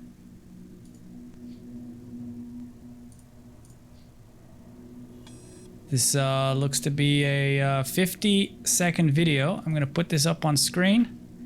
So verify for me, Marble, that this is indeed showing now. Or not yet? No. Now it should be showing. Am I It's doing this right? behind the main screen. It's Yeah. behind the main screen. I'm working on it. Display now, right? Yeah, I'm working on it. There you go. There it is. All right, so I'm gonna make this full screen, and this is the onboard footage from Splen as he was finishing the race while getting shot at. Here we go. That's right.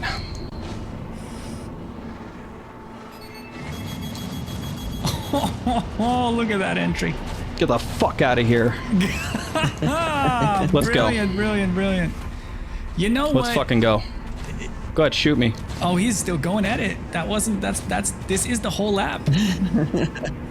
Dude, this guy is literally on fire. He tapped the station on the exit. Insane. He is Fucking shoot me then. And he's still going. Or no, he did finish. No, okay, he did finish. Yeah, he did that finish. that is the finish. Yeah. I thought he was still going. All right, that was a finish for him. Wow. Let's watch that one more time. That's right. I'm very glad he made it across the line, though. Like, definitely deserving of the win, and I'm glad it didn't get some weird stuff that we Get have the to deal fuck with. outta here. Getting gunned down by Let's go. security. I'll tell you For one silly thing. reasons. If he did blow up on that clip there on the end, I would have given him the win 100% because of the station security crap. But that's my opinion at this point. Yeah. Let's fucking go. Fucking hell, that's awesome, Splen. Good racing. Good job. That was brilliant. Main event 3. 5 minutes. Yeah, we definitely want to see that that entire run from Splen. And here's the thing, right? We do a couple of things. We're going to be doing a best onboards video. We're going to do a highlights video. Osashis and I are going to do XGP, so that's Extreme Jeep Podcast episode 3, where we can talk about all of these things. Yeah, we're very excited to do so, and we'll definitely cover videos like that. And I definitely look forward to looking at Splen's entire run. He's live streams, of course, so we can grab that directly from his Twitch as well. If anybody in chat has the URL for Splen, please do throw it in there. Yeah, that's going to be a lot of fun. XGP episode 3, we got some interesting guests as well. We've got Diplomat from SCR joining us, and we have Steve CC joining us to chat about all the cool things he likes about Star Citizen Racing. So definitely come and watch that as well. Absolutely. Or listen to, Like if you you said, rather. Yep. Listen to on any of your favorite podcasty stuff, or on Spotify with video, whatever you like.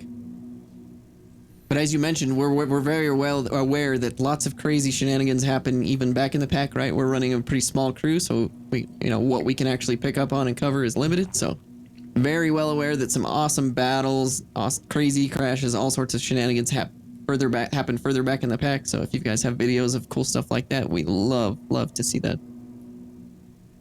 Absolutely. So we got one more main event. We have something very exciting to do still. We've got an 85X that's just sitting parked inside the station and is waiting for a new owner.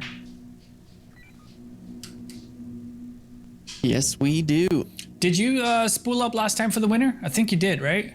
I did. I think it's your turn. It's my turn. All right. Hang on. We're working on it, guys. Everybody, we're going to give away an 85X to someone. Some very lucky viewer. Make sure you're following. If you don't follow, you don't qualify. And make sure you're active in chat too, which is really important.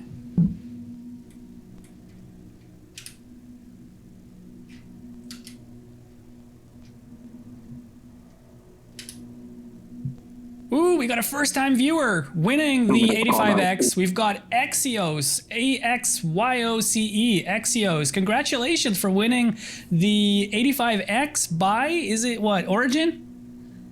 Yep. Congratulations. Enjoy that ship that Black Maze hates, but I love. It's awesome fun ship. Very, very strong in Atmo right now, so enjoy it around the XGR Club track or any of the other atmospheric tracks we have, and you will absolutely love your time. Yeah, dude, it is an amazing ship. So Exio, I have sent you a DM. All you got to do is throw me your email address, or if you want to give this ship away to a friend, give me the email address of your friend, and we'll get you sorted later.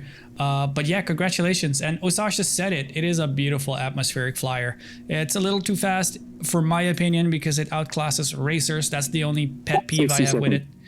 but it is beautiful. Let me get in position real quick. And again, congratulations, Axios. I'm very pleased to see you win. Do DM me, because otherwise we can't get you the ship. Main event 3 coming up very soon. Marble, let's get the overlay on screen as well as the sun is pivoting around Hurston. –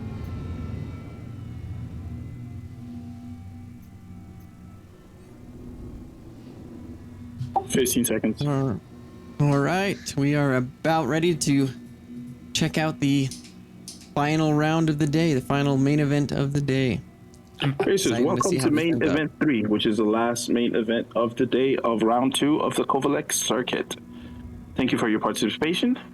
Racers, get ready. Set. Go. Who's gonna walk away with the win? Who do you think, Osashis? Oh man. I think at this point, seeing what Splen's been able to do through the first, my money's on him, and once again, he's right up at the start, battling with Speedweed and Val for the lead. My money is on Vale today. Anything could happen at this point, though. Val has 2 seconds, right? So all it takes is a DNF or a big issue for Splen, and Val can easily walk away with this win as well. And Val actually with a nice little comfy gap here on lap 1. Splen in second. I heard guns. Oh no. I wonder who's getting shot at this time. I hope it's not Splen. Splen's still blue. Marble, can you make a note for me? Lap 1, turn 1. We'll talk about this after the race. Lap 1, turn 1. You see Vale then, the first one to reach the backside of the station. We've got Splen very close behind. Splen is actually making a tighter turn than Vale, but Vale goes through the chute a little faster. Let's look at these guys come out. Let's see how they do. I hear an explosion. I think we have a first DNF, Steve. but let's see. Speedweed, unfortunately, then with a DNF. Steve, not Speedweed. Oh, Steve, excuse me. Splen closing through finish. Ooh, it's really tight. L going really wide here. Splen keeping it really tight around that first corner of lap 2. Splen takes over the lead from Vel. Clean pass.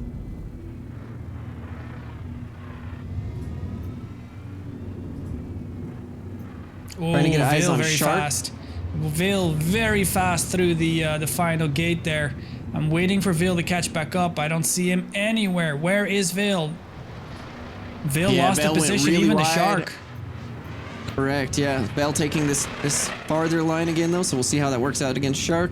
Wow, I just But almost Splen's got a collected a really ship. comfy lead now. That's crazy. So Splen in the lead, that's for sure. Let's find Shark in second place. Shark is hunting down Splen then. I feel like we're looking at a repeat, but we saw this last time and Vale was able to finish in second place. Absolutely. See, maybe the race 3. Oh no, and Val is down on Val the down? waterfall corner. No way. I'm not seeing Val. Yeah, Val is DNF. Oh no. Oh, that is going to that'll shake hurt. up the overall results massively. Yep. So Splen's got a really clean lead now. He doesn't even necessarily have as much pressure to need to win this main event to secure an overall at this point with his closest competitor DNFing out. Yeah, explain how that works with the math, as we do get a confirmation that Cypher was the one shot down by missiles. Oh no. So yeah, it will of course depend on how many people are still circulating the track, which is a lot right now, and overtake him. That will determine his finish at the end, since he was able to complete at least one lap. But unfortunately, he's going to get a pretty high score for this main event. Val will, going into the overall calculations on the day.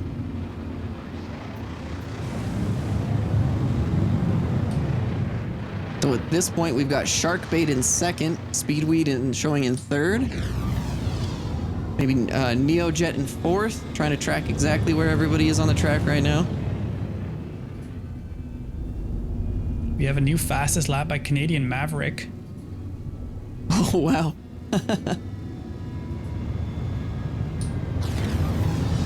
So yeah, it looks like a pretty big gap is formed between the top 4 actually already early in this race. Yeah, looks like, huh? I'm just tracking Sharkbait. Sharkbait really consistent, but his consistent pace just appears to be quite a while off of Splen's at this point, which, you know, you remember in the last main event, he was able to actually overtake Splen. I think that was on Splen's end then in the end. Yeah, yeah. It definitely looked like a big difference, but I think, yeah, like you said, it was more Splen having troubles negotiating that final drop than it was Sharkbait with a vastly superior way of going about that obstacle. I don't see Splen at this point. He is about to waterfall. He is just dropping down the waterfall corner. Okay, roger. We got Sharkbait in second, just coming around the XGR turn. It's quite a significant gap at this point already. Oh, maybe we lost Splen's party marker. No, there we go. We do have a missed party marker, but we're now back looking at Splen there. Good to see Speedweed still holding it together in this main event. He had an unfortunate issue in main event 2. Goddamn, looking at Splen coming down to the start finish every single time. It's just an identical thing he does. Like, it's such a... He's like a robot. Yeah, I feel like with Splen being such a TT animal, I feel like he's probably is most comfortable when he is pushing it about to that 100%. Exactly. A lot of times, and this happens with me too, if I try to back it off too much, go down to maybe 80%, wink wink, Black Maze, I end up actually making mistakes, right? Because I come into corners a little bit differently than I'm used to. The obstacles just feel different, right? You get a little bit out of your flow.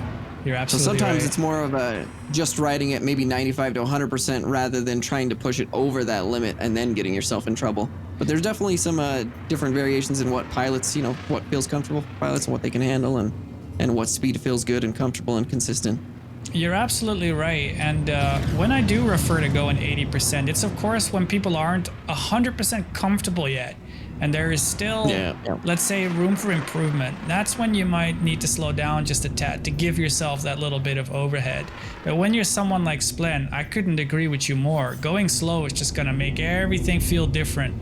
And it's not necessarily a good idea. Yeah, it's like I say all the time, and this really applies to pilots that are still learning and getting comfortable. Slow is smooth and smooth is fast. If you try to just go ham and crash all the time, you're not going to progress nearly as fast as the guy that's circulating and putting in consistent laps and slowly building a faster and faster pace. Marble, you need to do something on the on the onboards. If you put your mouse over the screen, there's a little arrow that pushes all those little thumbnails down. Oh, Splen blows up! Oh, Splen goes down! On the final gate! No. He's out! Oh, no! What does this do? That's such a place where I wouldn't expect him to crash out. Oh no! So he was just behind a back marker as well, which may have meant that he adjusted his line. I don't actually know what happened. I hope we caught it on camera. It was at the corner of the screen there. And I think my crosshair is currently put up on Splen, which means he tagged kind of too tight, even, if you will, as the sun is now taking up his position. Look at that. That is incredible. So we have a new leader. It is Sharkbait. Yeah, so that means Sharkbait will take over the lead. I'm having trouble recalling exactly where he finished in main event 1, finished 3rd in main event 2. So Shark, with some consistent finishes, may make a play at this overall win at this point, depending on where Splen actually finishes out. Remind us if you can. It's okay if you don't know, but where was Shark in the previous main events? He was in 3rd in the... Actually, from what I'm seeing here right now, it looks like he was 3-3. Interesting. So at this point, if he finished here, he would be sitting on 7 points. So it kind of depends on how far back Splen falls based on finishers and how many people DNF before him. So this is really still in flux right now as to how this overall is going to play out. Interesting. Well, the pressure is on for Shark. Let's see how well he does. Shark definitely reaping the rewards at this point of not necessarily winning the first 2, but putting in really consistent podium finishes. That's very good when you're going into this 3rd main event and your 2 other podium contenders have DNF'd out. Yeah, couldn't agree more. We see Speedweed then in 2nd place. We're running in 7th lap right now. Speedweed 10 seconds behind Shark, and Shaknu a whole 45, it looks like, behind them again. So pretty significant gap.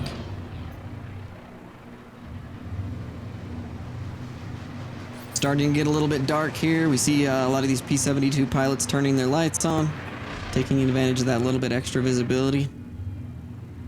Definitely not a bad idea. It's tricky, right, in racing in Star Citizen because of the, compared to real life, the day-night cycles are so much quicker. You could be during like this race, right, and you have shadows shifting quite heavily. So you're trying to keep sight lines on the track and negotiate your lines properly, but things are changing in the way that they're appearing, and depth perception can take a toll from that. All sorts of things. Absolutely. Shark really leaning still on those laterals, man. When he goes through the 180 turn on the back between the chutes as well, there's not any pitching. It's just lateral. It's very interesting that he opts for that route. Might have something to do with that look, because you can look left and right, but not so much down between your legs. If that's even the case. Yeah. I could be wrong here, but very interesting.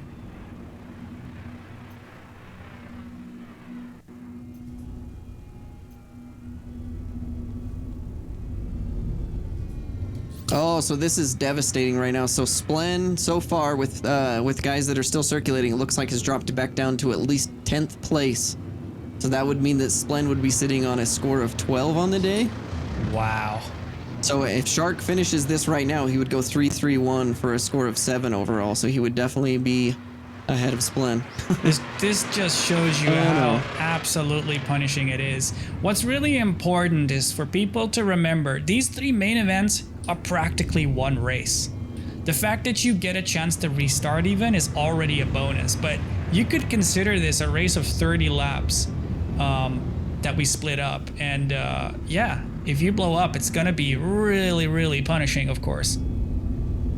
Absolutely. I think folks sometimes focus on the downside of, if I DNF to main, but imagine if this was one race and you DNF that and you just get dead last. Yeah. At least in this case, you've got a couple other mains where you can, plow your way back up and get a more respectable finish. So definitely some different perspectives on the way this kind of racing works out. And what we're doing here is based on quite a lot of real live motorsport as well, isn't it? Correct. Yep.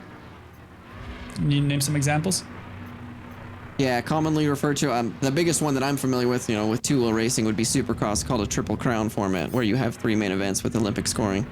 That's a very, and I know several other motorsports, employ similar types of racing in theirs as well, too. So it's very heavily inspired by that kind of in real life racing.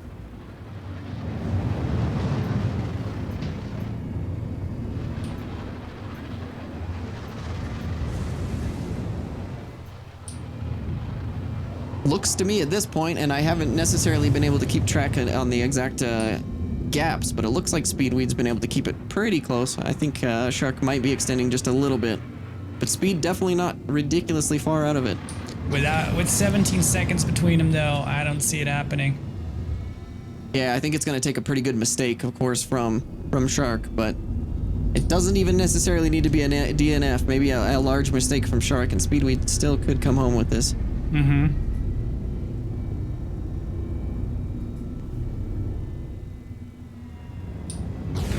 Looks like Shark's just finishing lap 9. He's going to go across the start finish, and this will be the final lap for Sharkbait, going for the win in main event 3. Just keeping my eye on the start finish for a second, waiting for Speedweed to make an appearance to get a good idea of how far Sharkbait is actually ahead. I hear a ship coming now.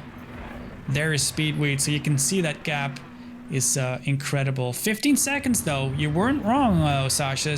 It looks like the gap has closed by 2 seconds. Yeah, I'd be curious to see how much of that is just Shark taking it a little bit easy, and how much of that is maybe Speedweed putting a little bit of a late race charge in. Absolutely. At this point, it's probably a little too late, but never say never. There can always be just a quick mistake by the racer in front of you, and that's all it takes. I'm not gonna jinx Shark here. I'm keeping my mouth shut. I'm gonna watch this and enjoy his lines.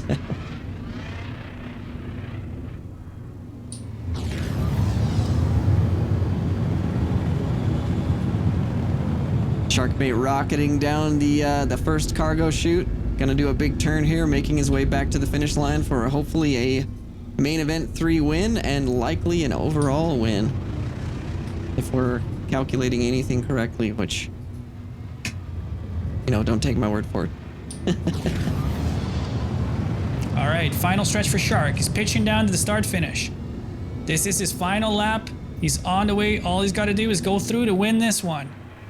There he goes. He's through and out. That's a main event 3 win for Sharkbait. Congratulations. It's been long overdue for him. Great job. And there's Speedweed. Wow, Speedweed really having closed the gap. He's through with a second place finish. Congratulations. And yeah, he did close the gap to 12.9 seconds there. So it does look like most probably well, probably Shark took it a little more gentle. We got Diplomat on a lap down, so he's got one more lap to go as he comes down. We're waiting for Shaknu, who's running in 3rd place.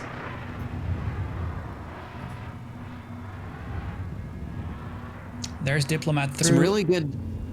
Some really good showing by Shaknu today as well too. Yeah, I've been very impressed with Shaknu. Unfortunately, had a few issues himself, but very good speed. Some good finishes today for sure.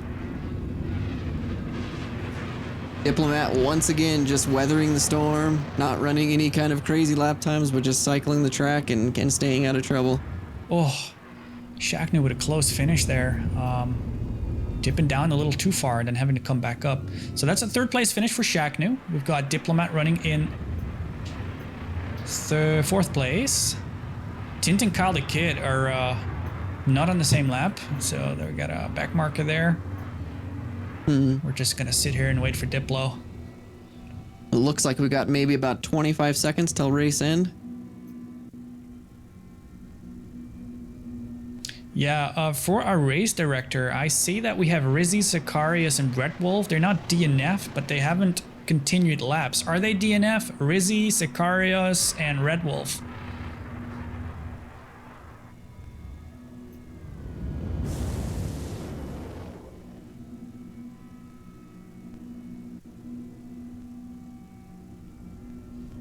I think Wolf is still going. Say that again? I think Race Wolf direction. is still going. Main event is all set. Main event has ended.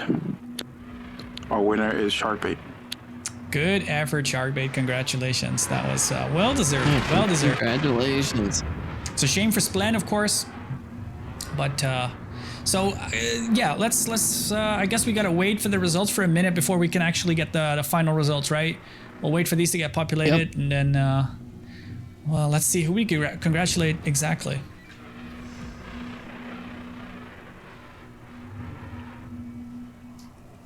Wow, what an amazing first 0G race for the Stanton Cup. Oh, that's some serious drama in that final main though. We had such consistency on the podium in the first 2 main events, and then some absolute heartbreak for both Splen and Vel in that last one. Yes, it was. We did have identical main event 1 Splen Vel Sharkbait, main event 2 Splen Vel Sharkbait. So literally our 1 and 2 through both first main events DNF'd out during that main event 3. Wow, that is spectacular. Yeah. Race direction. All right, we'll be right back. We're just gonna go over some results and just give us a minute.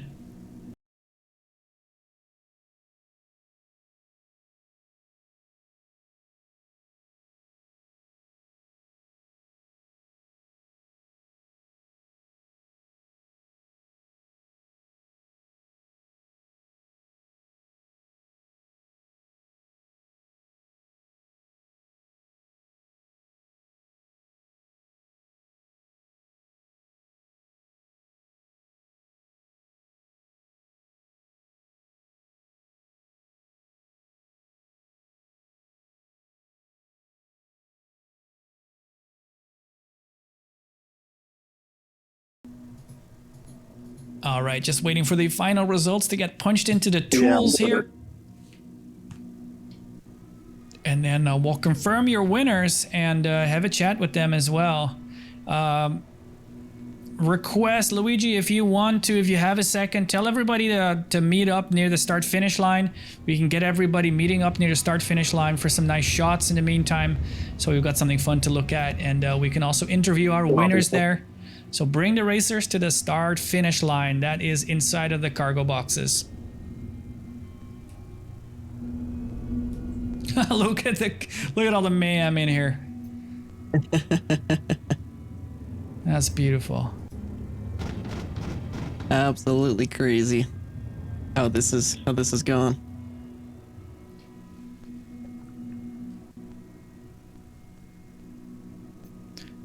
For everybody watching, thank you so much for tuning into this. We've still got some nice interviews to come, so stick with us. Again, a big congratulations to our 85X winner for the audience prize. We aim to do this for every race, so definitely make sure you tune in next time as well. From the top of my head, this is the end of July, somewhere 25th of July. We'll have to verify. And can't wait for that. I believe we're going to New Babbage, actually, so that'll be fun. And again, just absolutely a huge thank you for tuning in and chatting with us and watching this. Hope you enjoyed. If you do have ideas or suggestions, come and join us on the XGR Discord and come chat away. Cup standings, we will verify them on screen in just a minute. We are waiting for the race director to punch in the final results. As soon as the results are in, we will put them on screen and talk about them. All right, so main event's all set. Okay, Marble, let's pull first the main event 3 results on screen real quick and verify the winnings and then talk exactly about them. We've got Sharkbait then winning main event 3. Speedweed coming in second, followed by Shaknu because, of course, the unfortunate Splendenville incidents. And let's take a look then at the final results for the day. We are still working out a little issue here, so wait for just a second. Okay.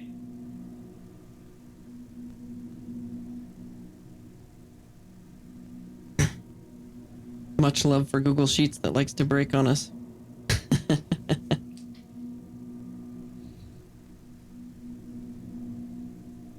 One day we'll have in-game systems that allow us to manage cups and series and championships. And everything will be fed to us in game. Can you imagine? That will be absolutely incredible. Biozome saying a mule race would be fun. Hey, absolutely, we should definitely do that. We did, if we consider the Argo Cargo, the Mule of the Sky, we have done a really fun Argo Cargo race over at Kaplan on Orison, hosted by Eurotrucker. That was a lot of fun. We've got a really cool little track there designed by Eurotrucker that I would really like to make official. So we gotta work on that and make it an Argo Cargo only track, and maybe we could have a mule track somewhere. And I encourage anybody to come join XGR to come and design their own tracks, because oh my god, my ship ran out of power. What? Uh-oh. I still have hydrogen though.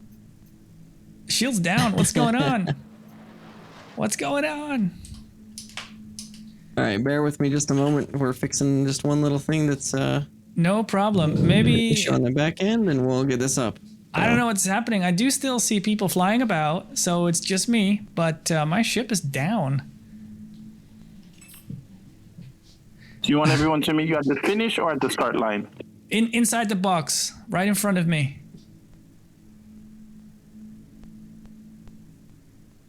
Yeah, my ship is my ship is no longer working, so I don't know what's going on here. My ship just went bzzz.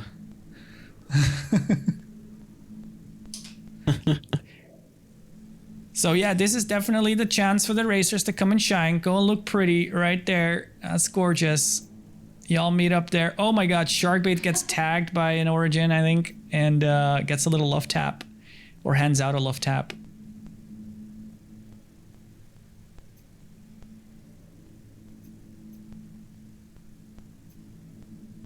We're still waiting to confirm. Look at all these racers waiting to hear who's won, who's won, who's won. So bear with us just 1 second. We saw, of course, Splen winning the first and second main event. We saw Vale coming in second, the first and second main event. But then they both blew up in main event 3, so they'll have dropped down the order quite a bit. So we're going to wait and see exactly what happens to them. And also Sharkbait, who went third, and first.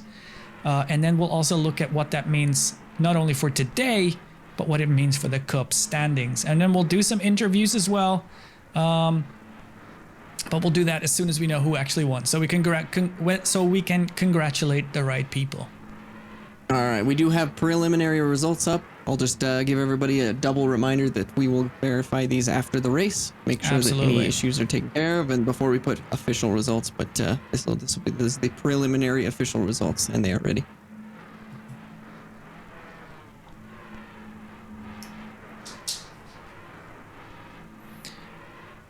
So here we go. Sharkbait with 27 points. Is that accurate? 27? That doesn't seem accurate to me. No, that is okay. Excuse me. Yeah. So these are the results for the official round 2. Yep. Exactly. Yeah. So we've got this Sharkbait. Is including Sharkbait's Heat 1 win, of course. So wow. So we got Sharkbait winning Heat 1. He gets 2 points for winning that first heat qualifier. Then he finishes third and first in the main events, which nets him a total number of points of 27.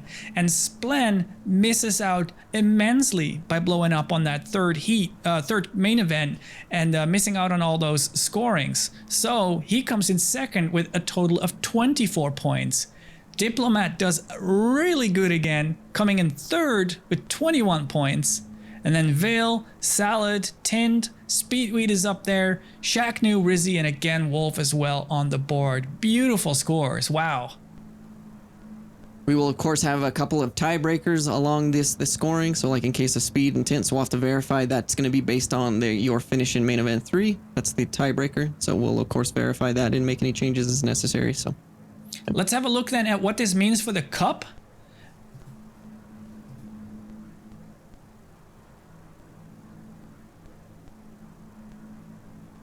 So we have, are you kidding me? Are you telling me that Diplomat is still in the lead for round 2?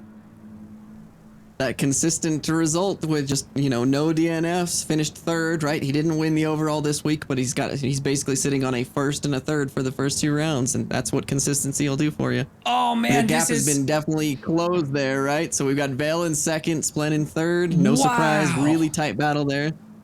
Yeah, run us through it.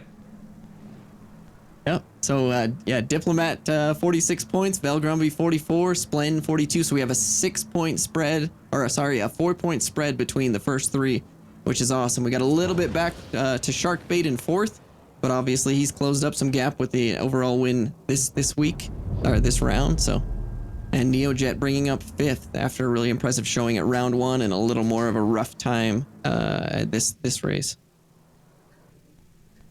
That is absolutely incredible. I mean, okay, I did not expect this, but this is awesome. So Diplomat took the lead after round 1, and he did so because he had really consistent finishes. This time, he is really losing out on points though, and that gap is shrinking, but he was able to maintain it. Now, if we follow this curve, he's not going to maintain the lead, so he's going to really have to step up his game if he wants to hold the cup lead. But for now, he manages to keep it. Vil is still up there in second because he did so well as well in at our corp. And Splen is really making a comeback. And Shark, because Shark didn't do well at all at our corp, has been able to crawl up to 4th place. That's amazing. Yeah, Splen, I think, finished, 4th or 5th round 1. So he was actually back, quite a few points. And then now is closed up to where he's just within 4 points of the lead, even with that DNF in main event 3. So that's pretty awesome to see. Oh, Sasha, you give us a nice angle because my angle sucks. My ship is broken. I'm going to pull Splen up here. Let's talk to Splen first for, of course, winning the entire... was it Splen that won today? I'm confused. Let's pull up the round wins again, Marvel. Sharkbait. Sharkbait won the day with a 3-3-1 finish. Exactly. Sharkbait, you scored third place, and first place today, which means that you are the round 2 winner of the Stanton Cup. Congratulations. Hell yeah. It feels real good. It feels deserved. It feels like it was coming your way. And I bet you feel like your strategy paid off today. It did. Honestly, I was not expecting a win. And third race, seeing Vale in the station, I was like, all right, that's one of my competitors. And then right when I heard Splen, I was like, oh, dear God, here we go. That is absolutely amazing. Absolutely. A great I think my heart rate increased by like 10 or 20 beats when I heard that Splen died because I was like, oh, crap, now I got to not screw up here. So there were a few points where you, during one of the main events, I think it was main event 2, you were able to overtake Splen. Was that because he was going slow, or was that by some other reason? He had an accident at one point. I kind of saw it happen and saw that I closed in really nicely. And I do think overall I take a better line on that drop down to start finish. So that really helped me kind of close that gap, but it wasn't long lived. Yeah, we were talking about that. You seem to have a really interesting strategy coming down there by sort of like, were you pitching down to flip, or what was it? Yeah, so I pitched down to flip, and then I burn downward thrust and forward thrust to kind of slow myself down and point at a good angle, and then I point my nose back up and just kind of ease the vertical thrust to slide myself through. Very interesting. Very interesting. Well, congratulations. Yeah, with the head tracking, it's nice. I can just kind of look up while I'm pointed down. So you've managed to Great get, job, though, man. yeah, you've managed to get yourself into a fourth place in the entire cup. You're crawling your way to the top there. Yeah, it's a good redemption right there. Went from I think 13th to 4th. I'm happy with that. Yeah, I was trying to remember. I thought you didn't have a very good finish. You had some issues in round 1, but to climb up two from that to DNFs on 4th. round 1 really did it. Honestly, this one, 3 consistent races really did the trick. I didn't repair, didn't refuel, nothing. This ship lasted the entire thing. Wow, that's awesome. amazing. You did repair though, I'm assuming? I did not. Nope. No repairs. Wow. That's awesome. We do see you're missing the right wing, but that's a bug right now. Everybody seems to It's spawn. been gone for like a week. Exactly. Well, anyway, you won, and we have some really interesting prizes, of course. You get first picks between an M50, a 100i, and an 85X. Which do you not yet have? I don't have the 100i or the 85X. I'm debating right now. I didn't really expect to be put on the spot for first pick. No. So. Yeah. I was gonna say you don't have to pick now if you don't feel ready, but I'm just really curious. Yeah, I was expecting if it was gonna stay how it was, I was gonna get the last one, and that was fine with me. But I'm like, damn, I gotta choose now. Yes, you do. Well, that's cool. You choose whenever you're ready. We're gonna go and talk to our second place finisher. But again, congratulations and good effort. I look forward to seeing you crawl your way to the top in the remaining rounds of the cup. Thank you. Yeah, I expect to see the crawl continue. I'm going all the way. Beautiful, man. Right on, man. All right, so we had in second place. Remind me. Second place, we had Mr. Splen. Mr. Splen, with of course. An unfortunate DNF, but 2 really awesome wins in the main event 1 and 2. Splen, you should have won today. No, I shouldn't have. That does not belong to practice. Sharkbait is victory. No, for sure. But I just want to say, based on your performance, I was definitely rooting for you. You had an incredibly consistent line going through here. You were showing everybody what it means to be a time trial master, and we can't give you enough credit. Absolutely love the performance you put on. But what happened on main event 3 exactly? Well, I wanted to take the inside turn because I was passing somebody. I think it was Tint. Because, I don't know why or how or what happened, but I ended up having to pass tons and tons and tons and tons and tons of people. People I didn't expect to. I tried taking the inside line, and we just got those first 3 struts, for whatever reason, have a lot of corpses there, and your FPS gets bad. I mean, I was down to like 10. And so, coming up on that turn, just lost the TBI, and that's all she wrote. Wow, that was amazing. I did see you go through there. We saw your corpse. It looked like your corpse was sitting on the bottom edge, if you will, when you approached the turn. So I guess you just ended up slightly too tight. Yep, that's exactly it. I didn't line up the turn properly because I was trying to cut the inside. I didn't want to run into the people coming around the outside, so I should have just kind of slowed down. I had leadership economy to spend. Just nerves and a million other things getting to me. Sorry, comedic moment here, Splen. Comedic moment here. I flew up to you and we're getting your voice in game as well, and we had perfect double voice. That was beautiful. That was absolutely comedic. So good. So, oh, my bad. No, you're fine. That was really funny. So going back to main event 2, you had a really spectacular finish in terms of some station security. Oh my goodness. Yeah, so I guess at the beginning of the final lap, something happened. I think it was the end of lap 9. Somebody got really, really, really close to me in the tunnels, and I think server detected that I hit them. And that gave me an armistice violation. That was it. So missiles and lasers from there on out, it was insanity. I had to pop flares 3 or 4 times to survive, and they were crashing around me, and I wanted to die. Yeah, dude. But so my heart rate must have been 160, but we made it through just barely. Was watching you go through the chutes, and I literally saw missiles flying through the chutes behind you. It was really spectacular. Craziness, yeah. Well, you have made your way to a... Third place finish? Yeah, third place finish now, or third place in the cup with 42 points. You're very close to second place. Vale with 44 points, and then Diplomat still holding on to the lead with 46. It was really, really fun watching you in what is the thing you feel most comfortable in, I think, Zero G Racing. It was a pleasure to watch, so thank you so much for that. And I can't wait to see you race at New Babbage. Thank you for the kind words, and yeah, I'll see you guys there. Yeah, we'll see you there. Great racing. That was beautiful. So let's talk to Diplomat. Is that okay? I want to hear from Diplomat, our current cup leader. Yeah, and our third place on the podium on the day, so absolutely. There you go. Yeah, it's 2 flies with 1 stone.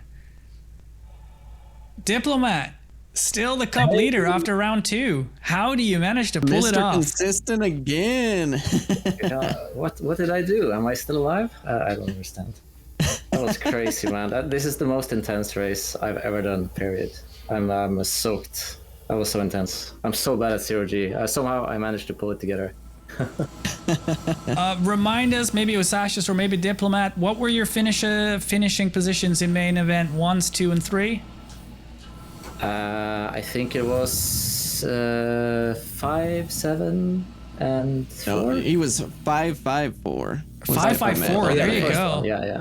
So it's really impressive, Diplo. You're only holding on by the skin of your teeth at this point.